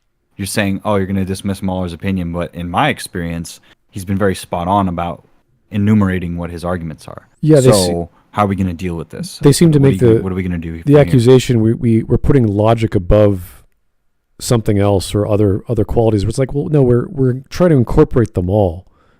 We're trying to have an experience, a full experience of whatever we're looking at and listening to, and we need to have consistency. We need to have character. We need to have dramatic cues from music. We need to have all these things to say whether something is 100% good, and then we start knocking down that perfect idea of a dramatic scene. So is the music there? Is the acting there? Is the lighting there? Is the camera shot there? Is the profile there? Is the emotion from the actor there? Mm-hmm. Is the dialogue there? Is the delivery? Like everything. There's so many elements. So we try our best to have a nice, robust criteria. All right. Well, what I would say about Skids' comment here, I would maybe correct it saying, I think what maybe I would say, he's saying we measure it through character consistency, plot, special effects, acting, and that. So I would say we have a criteria for what makes a good special effect, a criteria for what makes good acting, a criteria for what makes good, consistent characters, and then we have criteria of these elements which end up making the film, good or bad. So it's criteria within criteria. So if these things meet a criteria, then it meets the next criteria of the film overall. Well, let me add to that. Criteria meeting a context. So for there to be a position you're in where you are in need of an effect for a certain way of doing it, there are various stages in the process where you can alter the decisions to have a better outcome or not. And then what we're judging that on is the general idea of people's perception believing that something is real. Do they buy the effect? Now you can say, oh, that's subjective. Yeah, sure, but there are things that absolutely won't meet that standard almost across the board, and there are things that can break your movie, especially when you're setting up an aesthetic and you're setting up a tone and you're setting up a way of showing people how you're going to tell a story. Those are all a narrow band of choices that people follow along with, and there are different tastes. But if you think that it's all just going to be whatever you do, it's going to be an arbitrary outcome, don't mistake subjectivity for arbitrary, because these choices are not arbitrary. We are trying to discern for a film what the best course of action is going to be. It's not arbitrary. Well, the continued argument against that is that, well, your criteria, it keeps getting bigger and more complex and nuanced. No one else is going to have the same criteria. It's like, you're right, but we argue why the characteristics for that criteria exist. And that's where you could say, well, you're being too nitpicky, you're being too detailed. It's like, fine, but that's what we're trying to do. We're trying to get an accurate understanding of why something is right or wrong. Well, it's pitting your criteria against someone else's criteria. Yeah, right. My criteria is quantifiably larger and has, I believe, a greater level of quality. And if you disagree, you're going to have to argue that. It's not the size that matters, Glib. I completely admit that I am a snob and more on the perfectionist side, absolutely. But I also appreciate something that's done off the cuff that's really good. So, I'm a difficult customer to please because I know a lot about the thing. So it's like if you're gonna perform magic for a magician, you better not do the card trick that they already know. Do you understand? Finally. Because they want get out of here. They want to yes. Do not show me your SS uniform without dusting it off first, you pleb swine. No, I'm just kidding. So passing him up as a nitpicker is simply ignoring what he has to say. And as I said earlier, a blatant straw man. Let me give you an example of an objective issue. If you have Batman, a character who swears that he never kills in one scene, in the next scene he merely kills a guy, and the rest of the entire movie doesn't explain why he did so and never addresses it again, that is an objective problem. While I agree there is a lot of subjective measures, they fit tightly with objective measures, but that's a great sentence right there. There are elements from both that work together. That's true. But you cannot let your subjective emotions or feelings, if you just didn't use the word subjective emotion, just say emotions. We know where they come from. Or feelings overshadow the objective problems and use them to circumvent criticism. It's obvious you don't like Mahler or other critics on YouTube criticizing what you love, so you lump them down into one crowd and ignore what they have to say. I pretty much agree. Yeah. This is poor film criticism in an attempt to say that the things you love can't be labeled as bad. And all he had to say... Yes.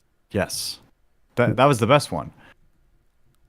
An attempt to say that the things you love can't be labeled as bad. And that's the funniest part, because it's usually the same people that are saying, oh, that thing you love, why don't you let it change? It's like, very interesting. So it's just whatever I want is the wrong thing. And there's his response, yawn, which is much better than the gigantic series of paragraphs I gave him on his Ray is Not a Mary Sue video, which I went point by point the first 30 minutes or whatever I was watching. The fact he even responded is amazing, because he's already made his mind up. He's not going to change his opinion, which is why I'm not interested in talking to this guy, because he doesn't care. He doesn't care about our opinion. He doesn't care about being honest with me, having a schedule of his life. They can say, I got half an hour to share with this guy. And he had his opportunity, and he's lost it. Yawn. Yeah, yawn. Let's keep going. That's bad because there are a few inconsistencies with the choreography. I think this is a very... No, we're not talking about a few inconsistencies. We're talking about a fucking lot of inconsistencies with this choreography. There's a lot of them. It even showed the scene where Kylo Ren randomly just jammed his sword into the ground, his lightsaber into the ground, and then they all go for the sword that's in the ground rather than attacking his head. Which would, if you're trying to kill someone, why would you do... Again, there are so many problems. It's not just this one. That makes it bad. You may think that this scene is bad, and that is okay, but I personally believe that acting and the emotion of a scene are far more important than small little mistakes that maybe 1 in 10,000 people who have watched this movie notice. Logical consistency is important, but making a film where logical consistency is the most important thing will result in a film that most people will probably dislike. Okay, this is just. What? I mean, you can have logical consistency and still have an emotional story. Yeah, but he's evaluating as a thing. Yeah, it's important, but no, it's not, because everything's superseded by my emotion. It's not as important as emotion. Oh, Glib just left. Glib just died. My emotional reaction to Shakespeare is complicated. I need to understand. It's important, the scene. But it's not important. Not as important. But this is no. It's all important. Getting every aspect of your film right is important. If you have fantastic writing, but then your visual effects are terrible, that can take people out of the film. So if you're telling this fantastic, very well written science fiction story, and then your ships look like floating cubes that you can see the polygons on, you can see the blurring on the low textures, or something that's being stretched, that can take people out of a story. So it is important. All the elements in a film are important, and you have to get them right. This is a pretty simple understanding of just life. Yes, do the things right. Makes sense. Bad things are bad. Like, come on. This is such a silly... It's like you're watching your kid, I don't know, preschool, and they're doing a play or singing a song on... They're not very good. That's the point. They're kids. They're infants. They're not supposed to be Juilliard school graduates. They're 4 years old or whatever. It's cute. You're biased towards your kid. We get it. They're not some sort of genius. They're going to grow up and be an actor. It's like, no. They're 4. You like them because it's your kid and it's cute and they're singing a song and dancing and whatever. I remember in Stargate when Rodney says to his sister, it's like, she's 5. How good could she be in a play? Yes, we go to those things because our children are there and we want to see them on stage. It's adorable. We're biased. Anything with our wife or husband or kids, we're 100% biased towards. We get it. The difference is with the Goldman, his golden calf is Star Wars. And he gets so much joy, he cannot fathom that there are technical problems in the film because they can never supersede his joy that he gets from it because it has the Star Wars label. With all of these fans, the same response, it's Star Wars. Logic is the most important factor in determining the quality, then the Battle of Yavin sucks. As many people have pointed out, the Empire could have blown up the big planet and then blown up the moon. However, if this happened, then this would have taken away from anything that is emotionally resonant in this scene. In what sense? Tell us how it could have worked better. I don't know what you're talking about. And there are plenty of... It just could be better? That's his argument? Where's the logical consistency? Tell me, which one? Other example, if a plot hole was removed, then the quality of a scene as a whole would greatly decrease. Plot holes, in my opinion, are not the end-all be-all of films. Well, I guess you absolutely loved episode 9 then. Episode 9 must have been a masterpiece to you. Logical consistency is very important in films. Because it can take away from the emotional element if you just change the consistency that in a way that doesn't make sense for the cheap emotional aspect. To achieve a different feel within a scene, because it's very obvious that it becomes artificial. Films are just a big illusion. It's all just a way of tricking you into thinking this thing is real. And you get taken out of that illusion if something doesn't make sense. Because in your mind, it has to be a consistent world. But if it's no longer consistent, then it can't be a world, because the world in our own world is consistent in how laws work, in how science works. I can't even say he's making a bad semantic argument. He didn't define what a plot was, and he didn't define what a plot hole was. So I'm just sitting there like, what are you saying? Why is anything you just said relevant? That example made no sense. I'm like, what could have been better at the Battle of Yavin? Tell me. What was the problem? I genuinely believe that. If you came into this video genuinely believing that films are completely objective, then we didn't say, no one is who is saying this? Everything's objective? The straw man is who's saying this. I don't really hope I don't mind, because this is a topic that I am really... Oh god, in every video he says the same fucking thing. Is I hope I change your mind. Like he's really fucking pretentious with how he's out here to fix the Star Wars fandom and all this other shit that he keeps pulling out of his ass. It's like, I'm just here to make a positive space, guys. We need to think of the children of fandom because it's so horrible and toxic. Remember the arguments he made in the Rey is not a Mary Sue? He's, I can forgive this. He did that 4 times. We're like, oh god. I can forgive this. How dare you? You know what? The musical from the producers, "Springtime for Hitler," is one of the greatest subversive acts of all time. Okay, the fact that everybody didn't like it just shows that they're closed-minded and it's subjective anyway. Like, what's wrong with that? You know what I mean?